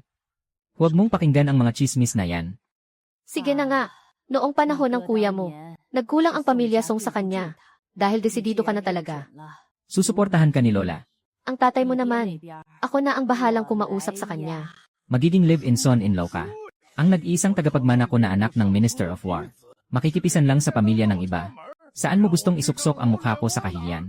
Kung tingin niyo po ay nakakahiya ako, pwede niyo naman akong itakwil at alisin sa pamilya. Ang reputasyon niyo bilang Minister of War. Kayo na lang ang mga laganyan. Zuer, alam kong mabuting bata si Xiaoya. Pero hindi biro ang makipisan sa pamilya ng babae. Baka maliitin ka lang doon sa Prime Minister's estate. At hindi pa maipapangalan sa iyo ang magiging anak niyo. Kaya mo ba talagang tiisin ang ganoong buhay? Basta't makasama ko lang siya habang buhay. Wala akong pakialam kung ano pa ang maging apelyido ng anak ko. Lapastangan. Hanggat humihina pa ako. Huwag mong asahang papayagan kitang maging sunod-sunuran sa pamilyang yan. Ang hiningang yan. Bakit hindi pa nawala noong pinilit mong mamatay ang panganay mo? Bakit buhay ka pa rin hanggang ngayon? Mga kapitbahay, makinig kayo. Ito ang ating AC card. Kapag nag-deposit kayo ngayon ng 50 tiles, may discount kayo sa hotpot at mga ulam natin. Automatic 20% off agad. At may libre pa kayong 2 plato ng sariwang karne tuwing kakain kayo. Boss Gyu, makakatipid ba talaga kami riyan? Siyempre naman, totoo to. Ako na anak ng Prime Minister. Lolokohin ko ba kayo para lang sa barya? Manager, ilista mo na sila. At bigyan ng pinakamagandang pwesto si Kuya. Lady, ang galing ng diskarte nyo. Ang kinita natin sa loob lang ng kalahating araw. Mas malaki pa sa kinita natin nitong nakaraang 2 buwan. Simula pa lang yan. Kapag nakuha na natin ang pera, Bibilhin din natin ang bakanting pwesto sa kabilang kalye para mapalawak pa ang negosyo natin. Magbebenta rin tayo ng mga bagong herbal medicine doon. Mukhang maganda ang takbo ng benta natin. Boss Lee, dito ko na muna iiwan ang mga paninda ko para ibenta mo. Huwag kang mag-alala, marami tayong stock. Napakahusay talaga ng research nyo, lady. Hindi nawawala ng customer ang tindahan nitong mga nakaraang araw. Pero tungkol naman sa hatchan natin. Ayon sa usapan, 30-70 ang Haitian natin. Sa'yo ang 30%. Basta't maging tapat ka lang sa akin. Hindi ka malulugi rito. Huwag kayong mag-alala, lady. Araw-araw kong iche-check ang mga libro para sigurado. Siguradong walang magiging aberya rito. Chancellor. May reputasyon din namang pinangangalagaan si Minister Song. Ang panganay na anak ng Minister of War ay papasok bilang isang manugang na nakikitira sa pamilya ng babae. Talagang hindi ito magandang pakinggan. Handang magbigay ang pamilya Song ng doble sa dote. Basta babaguhin ang kasunduan at gawin itong normal na kasal. Sabihin mo kay Minister Song, hindi pa naman ganoon kahirap ang pamilya ko. Para lang ibenta ang sarili kong anak. Kung nanghihinayang siya sa anak niya, kanselahin na lang natin ang kasal na ito. Huminahon po kayo, Chancellor. Walang ganoong intensyon si Minister Song. Paalisin na ang bisita. Kung gustong pumasok ni Song Zuo sa pamilya Gu, dapat niyang sundin ang mga patakaran ng pamilya Gu. Dati, dala-dala ko lang ang bagay na ito. Habang bitbit ang ulo ng baboy papasok ng kabisera. Mukha ka mang manluloko. Sino ba namang mag-aakala na ang paghampas ng ulo ng baboy ay makakapaglabas ng isang Vice Minister ng Dali Temple? Mabuti na lang at ako ang tinamaan mo. Song Zhu, ikaw na anak ng isang minister. Talaga bang handa kang maging manugang na nakikitira sa pamilya ko? Kapag lumabas ka sa susunod, hindi ka ba natatakot na pag-usapan at kutyain ng mga tao sa likod mo? Naranasan ko na ngang makulong sa death row. Tingin mo ba may pakialam pa ako sa mga sasabihin nila? Basta ba makasama kita? Hayaan mo silang magsalita ng kung ano-ano. Ang mga talaan ng pagpasok at paglabas ng mga kosmetiko at karne. Bakit kahit anong ikot ang gawin ko, hindi pa rin nagtutugma ang mga numero? Masyadong magulo at mabagal ang pag-aayos ng librong ito. Ihiwalay mo ang para sa mga papasok na kalakal. At ihiwalay din ang para sa mga lalabas. Ayusin mo ng ganito. Mas madali at tipid sa oras. Ah, ganoon pala yon. Ang paraang ito ay mas malinaw kumpara sa itinuro ni matandang Tian noon. Subukan ninyong gamitin ang abacus ng ilang beses. At sa susunod, ang kita ng tindahang ito ay kaya nyo nang kwentahin ng mag-isa. Wala nang makakapang-utos sa inyo. Ipaalis mo ang lahat ng mga lumang putahe na itinakda ng dating opisyal. Nawawalan ako ng gana kapag nakikita ko yan. Lola, ginawa ko ito gamit ang estilo sa Hilagang Silangan. Nilagyan ko ng mga adyang gulay at makakapal na hiwa ng karne. Tikman niyo po itong nilaga. Iba talaga ang sarap kapag ganitong sabaw ang kinakain. Ipaalam sa lahat na simula ngayon ang buong mansyon ay susunod na sa menu na ito. Ang karneng ginamit mo ay galing sa may sakit na baboy. Nagkasakit ang kapatid ko dahil dito. Kapag hindi ka nagbayad ng danyos ngayon, wawasakin ko ang tindahan mo. Huwag mo akong daanin sa mga maruruming taktika. Ni Zhao Zian, hindi kami ubra sa ganyang pananakot. Kaming mga Jiang at Li ay hindi nakikipaglaro ng marumi. Kaya hindi gagana sa amin ang pangungutong mo. May opisyal na selyo ng gobyerno ang resibong ito. Kung kailan pumasok ang karne at kung anong batch ito. Nakasulat ng napakalinaw. May bakante pa namang mga selda sa Dali Temple. Marami pang bakanteng selda roon. Dalhin sila roon. At doon na natin sila dahan-dahang imbestigahan. Boss Gu. Maganda nga itong open-air market natin. Pero kapag sunod-sunod ang ulan, kaming mga maliliit na negosyante, ay baka hindi man lang kumita pambayad ng renta. Kapag umulan, libre ang renta. At sa unang 3 buwan, kalahati lang ang babayaran ninyo. Ihanda niyo lang ang mga paninda ninyo. At magtiwala kayo sa ating pagtutulungan. Sinisiguro kung hindi kayo malulugi rito. Chancellor.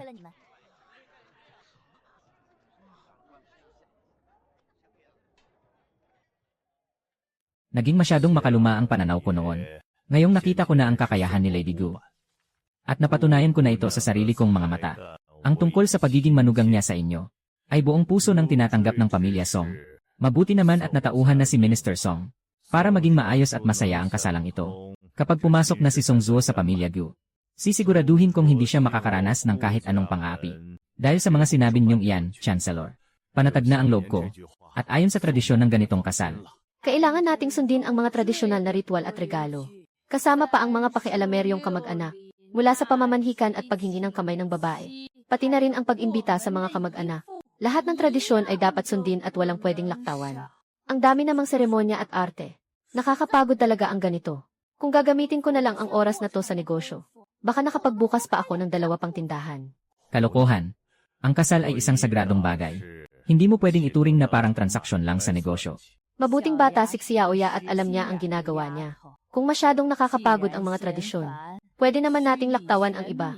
Gawin na lang natin kung ano ang pinaka-importante. Ang mahalaga naman ay maging masaya at komportable ang dalawa.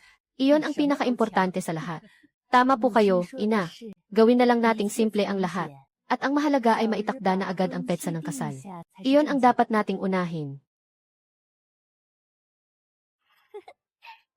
Sinira ni Gujin at Song Zuo ang buhay ko. Kung hindi ako magiging masaya, sisiguraduhin kong hindi rin sila makakakuha ng kapayapaan. Gamitin mo ang perang ito para kumuha ng mga tauhan sa timog ng lungsod. Igiit nyo na ang pamilya Liang. Ay palihim na nagbubuo ng sariling paksyon para mag-alsa laban sa kaharian.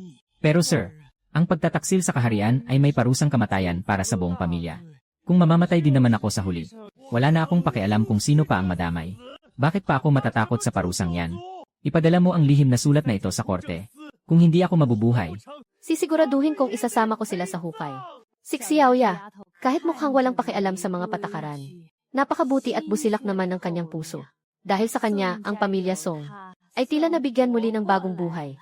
Totoo po yan. Maging ang ugali ni Zuer ngayon ay naging mas masayahin na rin. Bantayan mong mabuti ang kusina. Paborito ni Xiaoya ang nilagang karne na may maasim na gulay. Kaya siguraduhin mong lagi itong nakahanda. Huwag natin siyang pababayaan. Opo, ako na pong bahala. Pipiliin ko ang pinakamagagandang parte ng karne para sa kanya.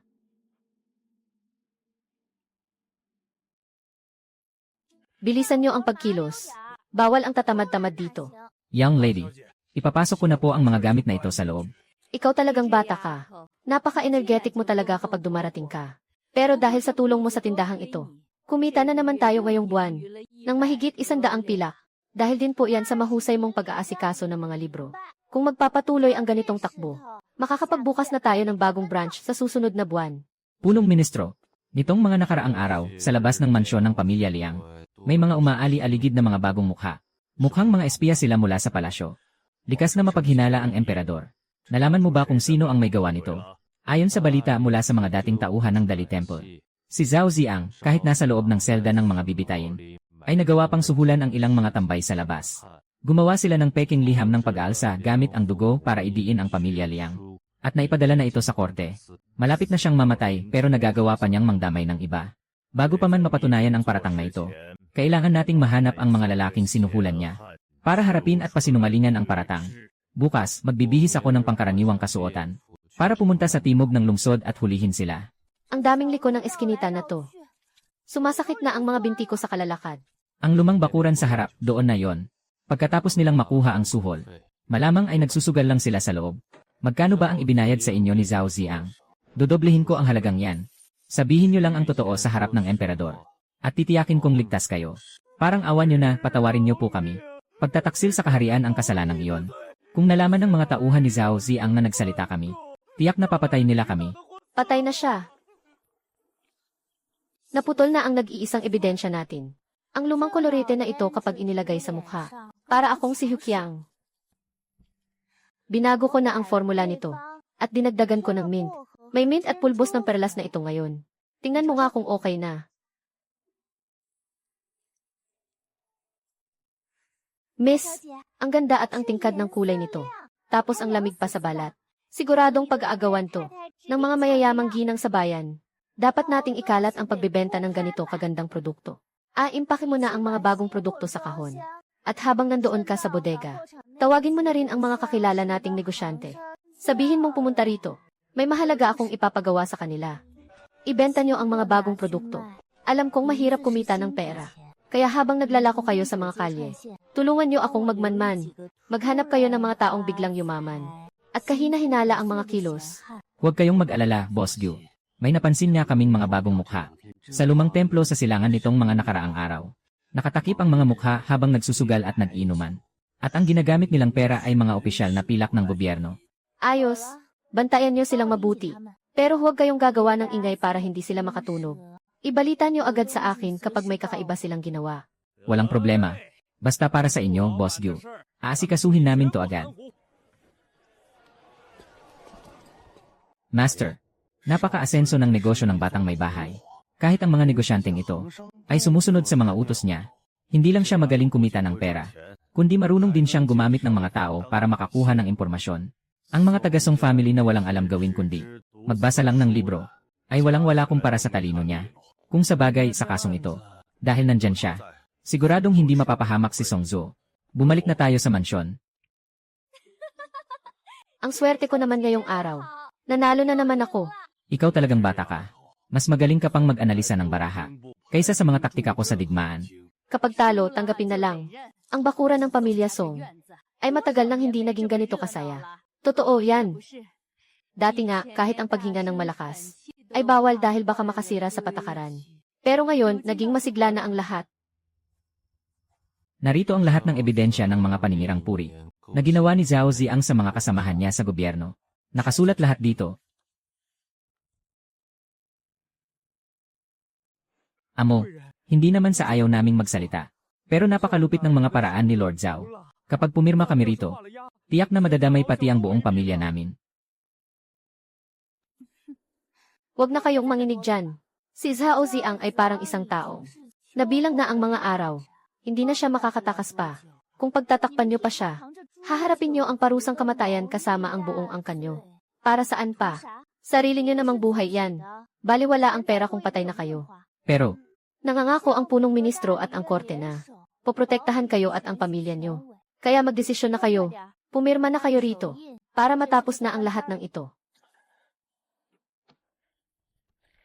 kumpleto na ang mga testigo at ebidensya. Bukas na bukas ay maaari na nating iharap ito sa emperador.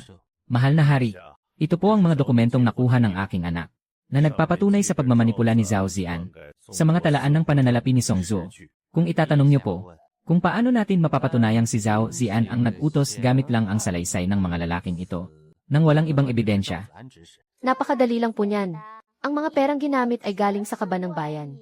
At may mga opisyal na marka ito. Malinaw na nakasulat ang lahat sa mga dokumento. At walang duda na sa kanya nga galing ang mga ito. Ipinag-utos ng emperador. Dahil sa maling paratang ni Zhao Ziang sa mga opisyal, hahatulan siya ng kamatayan ngayon din. At dahil sa tagumpay sa pag-imbestiga, ibabalik si Songzo sa kanyang dating posisyon. General, kung hindi dahil sa talino at bilis kumilos ni Miss Liu, tiyak na napahamak na ang pamilya Song. Kaya para sa tagumpay na ito, Tagay, itinataas ko ang basong ito para sa pamilya ng punong ministro. Pamilya na tayo, kaya huwag na tayong mahiya sa isa't isa. Basta sa mga susunod na araw, si Songzo ay alagaan at poprotektahan si Xiaoya. Wala nang mas higit pa roon. Ngayong tapos na ang kaso, makakapamuhay na tayo ng tahimik at payapa. Lola, kumain pa po kayo ng karne. Bagay na bagay itong pickled cabbage para hindi kayo maumay. CJ, ang pagsasalo nating dalawang pamilya ngayon ay mas masaya pa kaysa sa bagong taon. Madam Song, maliit lang po ang kita ng aming pagawaan sa probinsya. Kaya kung bababaan pa ang presyo ng mga pampalasa, Kung tatawaran nyo pa, tawad. Simula ngayon, buwan-buwan. Basta siguraduhin nyo lang na maganda ang kalidad ng mga produkto. Hindi kayo kukuratin ng pamilya Song sa bayad. Tanggapin mo na ito. Mabait ang ating madam. At nagbilin din ang yaong madam. Na huwag kayong lalamangan. Lalo pat maliit lang ang negosyo nyo. Maraming salamat po, madam. babalik na po ako agad para ihanda ang mga paninda. Hindi ko po maantala ang negosyo ng mansyon. Ang dumi naman ng pagkakalinis mo sa counter, parang mukha ng pusa. Sino bang niloloko mo? Bilisan mo ang kilos mo. At huwag mong paglaruan ang mga pabango buong araw. Eldest Miss, palilinisin ko po ulit sa kanya ngayon din. Tama lang na maging mahigpit. Pero hindi dapat masira ang mga patakaran. Sa susunod na may magtamad-tamaran, bawasan ang sahod at sibakin agad sa trabaho. Auntie, ang lakas talaga ng dating nyo bilang amo. Kuha nyo ang respeto ng lahat. Tingnan nyo ito, mga kasama. Ang mga kolorete ng Gucci ay maihalong talcum powder. Masisisira ang mukha nyo kapag ginamit nyo to. Kaya huwag na huwag kayong bibili rito. Walang silbi ang paninira mo kung wala kang patunay. Narito ang mga resibo at dokumento natin. Ang mga pure powder na binibili ng Gucci ay may malinaw na opisyal na selyo ng gobyerno. Samantalang ang hawak mong kahon ay wala man lang tatak ng Gucci. Ano ngayon ang idadahilan mo? Ang mga dokumentong iyan, siguradong peke lang. Ang asawa ko kaya ay ang Vice Minister ng Dali Temple. Gusto mo bang pumunta tayo ngayon din sa Dali Temple? Para ipasuri kung totoo ang selyong ito. Magaganda ang mga bulaklak. Boss, Gusto ko sanang makipagkasundo sa iyo sa mahabang panahon. Mula ngayon, lahat ng paninda mo ay ako na ang kukuha. Boss Gyu, ang presyo po ba ay pwede pa nating pag-usapan? Kasi bihira ang ulan ngayong taon. Kaya talagang mahirap ang ani. Susundin natin ang presyo sa merkado. Basta maganda ang kalidad ng mga produkto. Bibigyan pa kita ng dagdag na 10% bonus tuwing may okasyon. Ganyan ang negosyo, dapat pang matagalan. Napakabait nyo talaga, Boss Gyu. Sinisiguro ko pong ang pinakamagagandang kalidad ay itatabi ko lahat para sa inyo. Ang galing ng diskarte mo. Mas epektibo pa kaysa sa mga politika sa palasyo. Ang tawag dyan, marunong makiramdam sa kapwa. Halika na. Umuwi na tayo para magluto ng masarap na karne. Boss Gyu, magandang ideya nga ang magtayo ng food bazaar ngayong Taglagas. Pero kaming mga naglalako sa kalsada ay maliit lang ang puhunan. Hindi madali ang maghanap buhay ng ganito. Sana naman ay mapagbigyan nyo kami. Walang bayad ang pwesto sa bazaar na ito. Kukuha lang kami ng 10% sa benta nyo. Kaya kung wala kayong benta, wala rin kayong babayaran sa akin kahit 5. Napakalaking tulong niyan, Boss Gyu.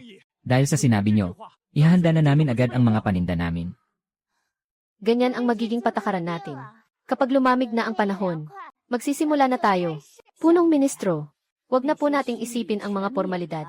Ihanda na lang natin ang mga praktikal na regalo para sa kasal. Napakatalino talaga ng matandang ginang. Kilala nyo naman si Xiaoya, ayaw na ayaw nun ng magulong handaan. Kung gagawa pa tayo ng 3 araw at 3 gabing piging, baka bigla na lang siyang mag-walkout doon. Ang mahalaga naman ay ang pagsasama nilang dalawa. Walang silbi ang marangyang handaan para lang may maipakita sa ibang tao.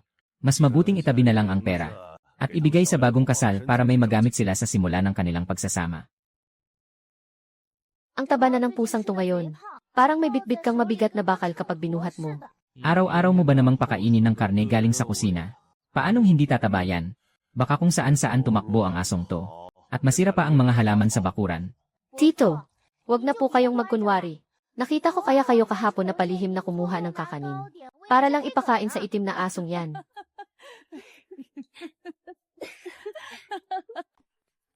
Lord Xiaoqing, sa 3 na yon sa labas ng lungsod, sunod-sunod na ninakawan ng mga pagkain para sa taglamig ang mahigit 10 pamilya. Kalahating buwan na itong iniimbestigahan ng mga lokal na otoridad. Pero kahit anino ng magnanakaw, wala silang makita. Kaya nag-utos na ang emperador, na ang Dali Temple na ang humawak sa kasong ito. Ang target lang nila ay ang mga inimbak na pagkain ng mga magsasaka. Mukhang may kakaiba sa kasong ito. Ihanda ang kabayo. Pupunta ako sa labas ng lungsod.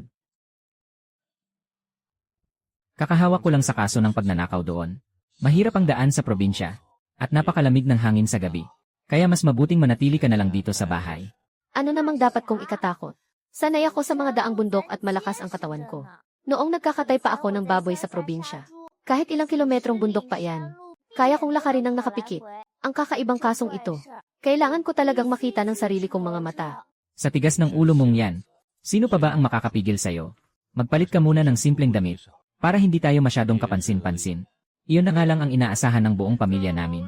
Para may makain na yung taglamig pero nawala pa. Nakalock naman ng maayos ang pinto. Pero paanong nawala na lang bigla ang daan-daang kilong pagkain? Hindi nasira ang pinto. Ibig sabihin, dito dumaan at umakyat ang magnanakaw. May mga matutulis na bakal sa ibabaw ng pader na ito. Kaya hindi ito basta-basta maakyat ng ordinaryong taga-baryo. At may naiwan pang malaking piraso ng tela sa mga tinik na kahoy. Hindi pa lumalagpas ng 2 araw ang tuyong dugo rito. Mabilis kumilos ang salarin. At mukhang may kalakihan din ang katawan. Siguradong hindi ito ordinaryong magnanakaw lang sa lugar na ito. Tara, tanungin natin si Li Zeng. Tiyak na may mga bagong mukha na dumating sa nayon kamakailan. Lolo, dahil sa mga nakaraang pagnanakaw ng pagkain sa mga nayon na ito, may napansin ba kayong mga kahina-hinalang tao na umaaligid dito? Noong nakaraang kalahating buwan, may dumating na 3 lalaking may tulak na kariton. Sabi nila ay galing sila sa Hilaga para maghanap buhay. Pero araw-araw lang silang umaaligid sa bungad ng nayon. Wala naman kaming nakikitang ginagawa nilang trabaho. Li Zeng, bakit wala sa opisyal na listahan ang pangalan ng 3 taong ito? Sagot po sa inyo, mahal na opisyal. Hindi naman sila nakarehistro rito. At doon lang sila tumutuloy sa abandonadong hurno sa likod ng bundok. Kaya hindi ko na sila isinama sa listahan. Kahit maayos na matutuluyan ay wala sila. Pero nagawa pa nilang magnakaw. Tara, puntahan natin ang abandonadong hurno sa likod ng bundok. Ang daan sa bundok na ito. Napakasikip at paliko-liko. Nakakahilo sa dami ng liko. Sa ganito kapangit na daan, paanong nagawa ng 3 lalaking may kariton na mabilis na maitakbo ang daan-daang kilong pagkain? Hindi yan kaya ng ordinaryong tao. Pero kung sila ay mga bihasang magnanakaw na may martial arts, at sa tulong ng dilim ng gabi, Madali lang sa kanila ang daang ito. Mukhang hindi lang basta maliit na magnanakaw ang makakaharap natin ngayon, kundi isang malaking isda, sorghum at dawa. Ito nga ang mga pagkaing nawala sa mga taga-baryo. Siguradong sila nga ang may gawa nito. Medyo magaspang at matigas ang tela na ito. At ang disenyo nito ay hindi gawa sa mga pagawaan ng tela dito sa kabisera. Makapal at matibay ang telang ito. Mukhang ginagamit ito para sa mga damit na panggabi. Basta naibenta na ito rito sa kabisera. Tiyak na makikita natin ang record nito sa mga tindahan ng tela. Itabi mong mabuti ang piraso ng telang yan. Sa Huicheng, pinaimbestigahan ko ang tindahan ng tela. Masusunod po. Mukhang lumana ang texture ng magaspang na telang to. Marami kasing pumapasok na paninda sa maliit naming tindahan. Kaya hindi ko na matandaan kung sino ang bumili nito. Boss, isipin mo munang mabuti. Masyadong makapal ang telang ito. Hindi ito ginagamit ng mga karaniwang tao sa pang-araw-araw. Ginagawa itong lalagyan. O kaya sako. At siguradong marami ang kailangan para doon. Ah, naalala ko na. Kalahating buwan na ang nakalipas. Yung nangungupahan sa abandonadong bodega sa may Willow Alley sa labas ng bayan. Bumili siya ng 2 rolyo nito. Ang sabi niya ay gagamitin daw para tahiin ang mga sako ng bigas. Sa abandonadong bodega sa Willow Alley. Salamat. Wala man lang katao-tao rito kapag araw. Pero pagsapit ng gabi, nagpapasok sila ng mga sako ng bigas. Siguradong ito na nga ang lugar. Bantayan mo ang lugar na to. Ibabalita ko lang ito kay Lord Shuking. 2 lang ang pinto ng bahay na ito, sa harap at sa likod. Mag-iwan ng 2 magagaling na tauhan para harangan ang pinto sa harap. Kapag nataranta ang mga yan, siguradong tatakbo sila papunta sa likod. Magsama ka ng 4 na tauhan para bantayan ang likod bahay. Kapag may nagtangkang tumakas, patumbahin nyo agad. Ngayong gabi, uhulihin natin silang lahat sa mismong lungga nila.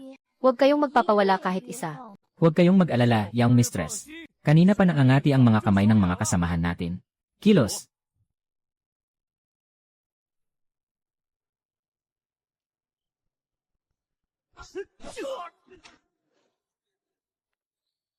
Sumuko na kayo ng mahinahon. Huwag na kayong pumalag. Napapaligiran na kayo ng mga tauhan namin sa loob at labas.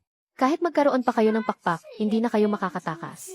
Dahil sa sulsol ng mga bagsak na negosyante sa lungsod, nag-imbak kayo ng bigas para itaas ang presyo nito.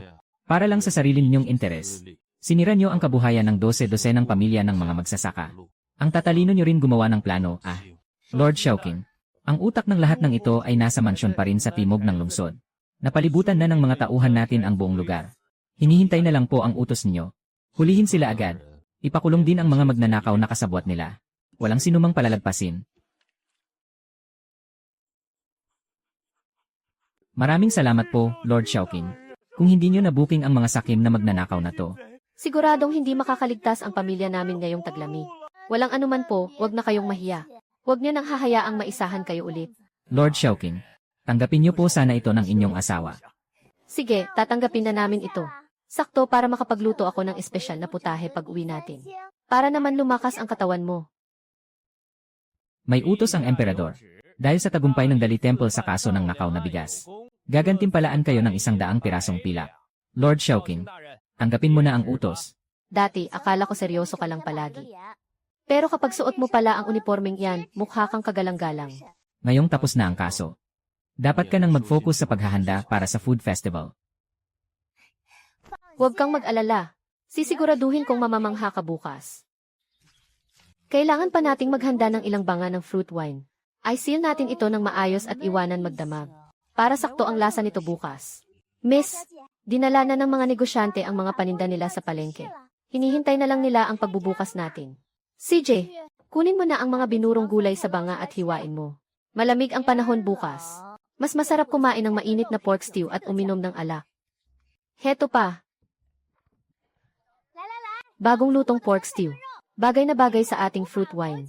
Kain lang ng kain para malagpasan ang taglamig. Boss Gyu, isang mangkok nga ng pork stew at isang baso ng alak. Walang problema. Heto po, mainit-init pa yan. Boss Gyu, mula nang magtayo ka ng pwesto rito, lumakas na rin ang benta ng buong kalye. Ang galing mo ring mangakit ng mga mamimili. Mas masigla ka pa sa mga opisyal ng Dali Temple kapag naglilitis. Siyempre naman, dapat laging masigla ang buhay natin. Huli sa akto ang pinagkakatiwalaan mong tauhan habang naglalagay ng lason sa pagkain. Naging uwak na siya. Zhao Ziang. Sa'yo rin ang lason na pulbos na to, di ba? Mabuti na lang at malakas ang kapit sa buhay ni Song Zhou. Dahil hindi man lang siya napatay ng lason na to. Sa kasong pagtataksil at paglalason, pagsasamahin ang lahat ng parusa sa'yo. Bibitayin ka pagdating ng taglagas. At ikaw ang unang-una sa pila. Punong Ministro, itinakda po ang petsa sa ikawalo ng susunod na buwan. Ano pong tingin niyo rito? Magandang petsa yan. Sabi ni Xiaoya, gawin na lang daw simpleng-simple ang kasal. Gusto niyang maging praktikal ang dote at handaan, para makatipid ng pera para sa kanilang mag-asawa. Tama naman ang naisip niya. Kapag dumating na ang takdang araw, magdidiwang tayo ng masaya at engrande. Senyorita, maraming malalaking negosyante mula sa ibang bayan. Ang gustong bumili ng ating mga kolorete at mga ulam. Napakalaki ng order nila. Kusa nang lumapit ang grasya, kaya dapat lang nating tanggapin to. Bumalik ka at sabihin sa kanila na pareho pa rin ang presyo gaya ng dati. Hindi tayo nandadaya rito, kaya siguraduhing sapat ang timbang ng lahat. Masusunod po, sasabihin ko na po agad sa kanila. Para hindi na sila mag-alala. Kapag lumaki pa ang negosyong to, tiyak na magiging abala tayo sa mga susunod na araw. Masyadong payat ang liempong to. Hindi magiging malasa kapag iniluto sa may asin. Pumunta ka sa katayan sa timog na kalye at kumuha ka ng may tamang balanse ng taba at laman. At yung daan-daang kilong repolyo sa labas. Ibilad at i-ferment mo na agad sa banga. Para sa handaan sa kasal, ang karne na may asim ang magiging pangunahing ulam. Kaya hindi ito dapat maubusan. Dati, ang mansyon ng pamilya Song ay napakatahimik at parang yelo sa lamig. Kahit ang mga katulong ay halos hindi makatingin ng diretsyo. Pero ngayon, puno na ito ng buhay at sigla. Ganito naman talaga dapat ang buhay, masaya at maingay. Halika na, bumalik na tayo sa looban para magpahinga. Ayos na ang lahat ng gawain sa bahay. Kaya dapat na nating itapon ang bagay na to. Bakit mo pa ba ito itinatabi? Noong una, iniisip ko na napakakaiba mong tao. At talagang naguguluhan ako sa'yo. Bigla mo na lang akong pinilit na magpakasal. Iyon pala ay may iba ka pang plano para sa akin. Dati, napakahigpit ng mga patakaran sa mansyon. Kaya laging malungkot si ina araw-araw. Gusto ko sanang gamitin ang sigla mo para tunawin ang lamig at lungkot sa bahay na to. Hindi ko akalain na ang kunwaring kasal ay magiging totoo. Tama ang sinabi ni Zur. Kung hindi ka pumasok sa buhay namin at nagluto, nag-alaga ng pusa at nakipaglaro ng baraha, ang mansyon natin ay hindi magiging ganito kasigla ngayon. Tadhana talaga ang naglapit sa atin. Mula ngayon, kayong dalawa ay mamuhay ng masaya ng magkasama. Sa buong buhay ko, hindi kita bibigyan. Mabuti naman kung ganoon. Mula ngayon sa bahay na to, ako na ang dapat masunod. Boss Gyu, basta't ibigay niyo sa amin ang eksklusibong karapatan para sa pagbebenta ng inyong alak. Handa kaming magdagdag ng 10% sa presyo. Huwag na nating dagdagan ang presyo. Gusto kong manatiling patas ang aking singil. Pero may isa akong kondisyon. Kung sino man ang magtangkang maghalo ng tubig sa alak, para sirain ang pangalan ko, agad na mawawala ng bisa ang kontratang to. Siyempre naman, asahan niyo yan. Pirmahan na natin ang kasunduan para sa isang pangmatagalang kontrata. Sigurado na ang takbo ng negosyo natin sa alak. Kaya sa susunod, ang maliit mong sahod sa dalikort ay itabi mo na lang para sa sarili mo. Ako na ang bahala sa lahat ng gastusin sa bahay. Nasanay ka na ba sa pagtira rito? Gusto kasi ni Ama na sundin ang lumang tradisyon ng pagtira sa pamilya ng babae. Kaya pilit kanyang pinaalis doon bago ang kasal. Tama lang naman na sundin ng biyanan ko ang tradisyon. Tahimik dito, kaya perpekto para ayusin ang mga gastusin pagkatapos ng kasal. Kapag natapos na ang kasal natin, plano niyang pagsamahin ang 3 tindahan sa South Street para pagsama-samahin ang hotpot, braised food at mga alak sa iisang lugar at magtayo ng isang malaking restaurant. Dahil maayos naman ang takbo ng negosyo, sinabihan niya itong gawin lang ang lahat ng makakaya. Tungkol naman sa mga problema sa labas, ang Dali Temple na raw ang bahalang umayos. Napakalaking tulong talaga ng backer nilang si Lord Song. Fifth Master, nagpadala ng mensahe ang Prime Minister. Pinagpapahinga na kayo ng maaga. Dahil bukas ng umaga, darating na ang bridal procession. Naintindihan ko. Sabihan mo ang mga tauhan na ayusing mabuti ang mga pulang kandila sa wedding hall. At siguraduhing walang usok, para walang maging aberya.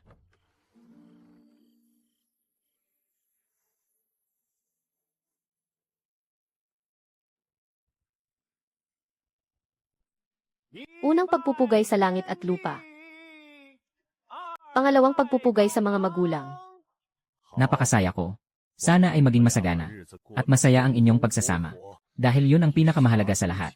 Pagpupugay sa isa't isa bilang mag-asawa. Tapos na ang seremonya. Magsimula na ang handaan. Kakaiba ang handaan sa Prime Minister's residence. Dahil ang pangunahing putahe ay sour cabbage stewed pork. Sabi naman ng iba, napakasimple at pangmasa nito. Paliwanag naman ng biyenan, sabi raw ng manugang niya. Ang mahalaga sa buhay ay ang mabusog at kumain ng masarap. Kaya naman, inanyayahan niya ang lahat na magsimula ng kumain. Pagkatapos inumin ang alak na ito, opisyal na tayong mag-asawa. Ngayong tapos na tayong uminom, may bago tayong susubukan. Subukan mong isuot ang damit na ito. Kalokohan. Saan ka nakakita ng lalaking nagsusuot ng pangkasal ng babae? Nakasama ka na nga sa pamilya ko. Bale wala na ang mga ganyang tradisyon. Sige na. Bagay na bagay sa'yo to. Gawin mo na lang para mapasaya ako. Kung makikita ka ng mga kasamahan mo sa Dali Temple, tiyak na laluwa ang mga mata nila sa gulat. Dahil gusto ito ng aking asawa. Pagbibigyan ko siya.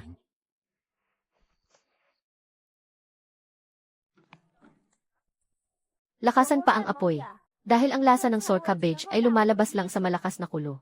Ilagay ng mas maaga ang mga pampalasa sa braised meat. Huwag kayong magtipid. Punong-puno ang buong kainan.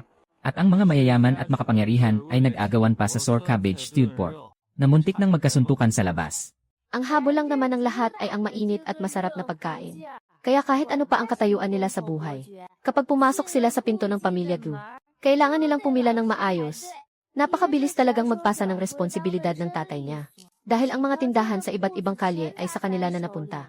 Plano niyang ayusin ang bakanting lot sa harap, para iparenta sa murang halaga sa mga maliliit na tindero. Ikaw ang masusunod. Nakausap ko na rin ang Dali Temple. Kaya hindi sila guguluhin ng mga nagpapatrolya. Halika, bumaba na tayo para pirmahan ang kontrata para sa mga vendor. Boss Gyu, maganda nga ang pwestong ito. Pero ang renta, may sakit kasi ang aking ina. At hindi ko talaga kayang bayaran ang buong halaga. Hindi madali ang magnegosyo ng maliit. Kaya babawasan ko muna ng kalahati ang renta mo. Gamitin mo muna ang pera pambili ng gamot. At bayaran mo na lang ako kapag nakaluwag-luwag ka na. Napakabait niyo talaga, Boss Gyu.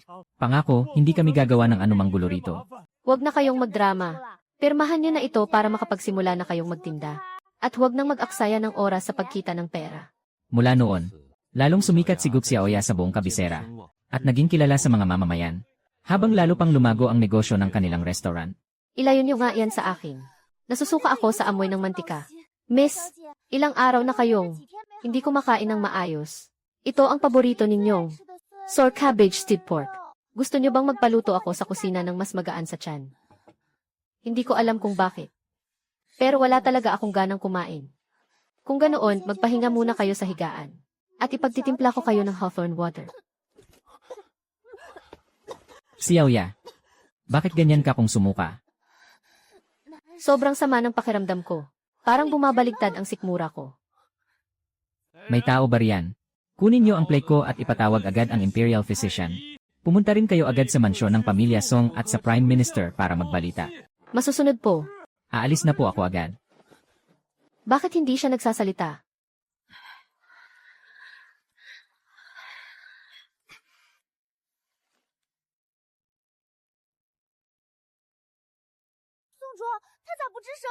Hala, may nakamamatay ba akong sakit?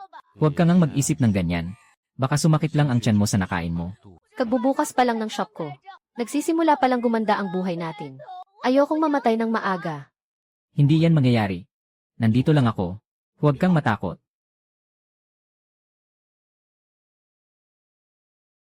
Congratulations, Lord Xiaoqing. Congratulations din sa inyo, Madam. Hindi ito malubhang sakit. Buntis po kayo. 2 buwan na po ang dinadala ninyo. Ano ka mo? Buntis ako. Imperial Physician. Grabe ang pagsusuka niya nitong mga nakaraang araw. Ayos lang ba yon? Normal lang naman ang morning sickness sa unang 3 buwan.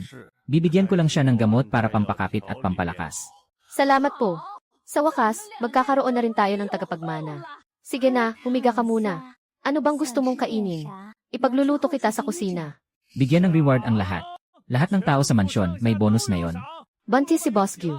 Kaya may 30% discount sa mga ulam at fruit wine. Bili na kayo para makihati sa saya. Nakikita mo ba ang kalyang iyan sa ibaba? Diyan mismo kita unang nakilala. Noong binato ko ng ulo ng baboy ang manlolokong iyon.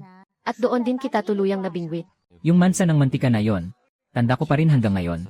Kung hindi lang ako nagrebelde sa pamilya ko noon, hindi sana ako nangutang sayo. Pero ikaw naman ang panalo roon.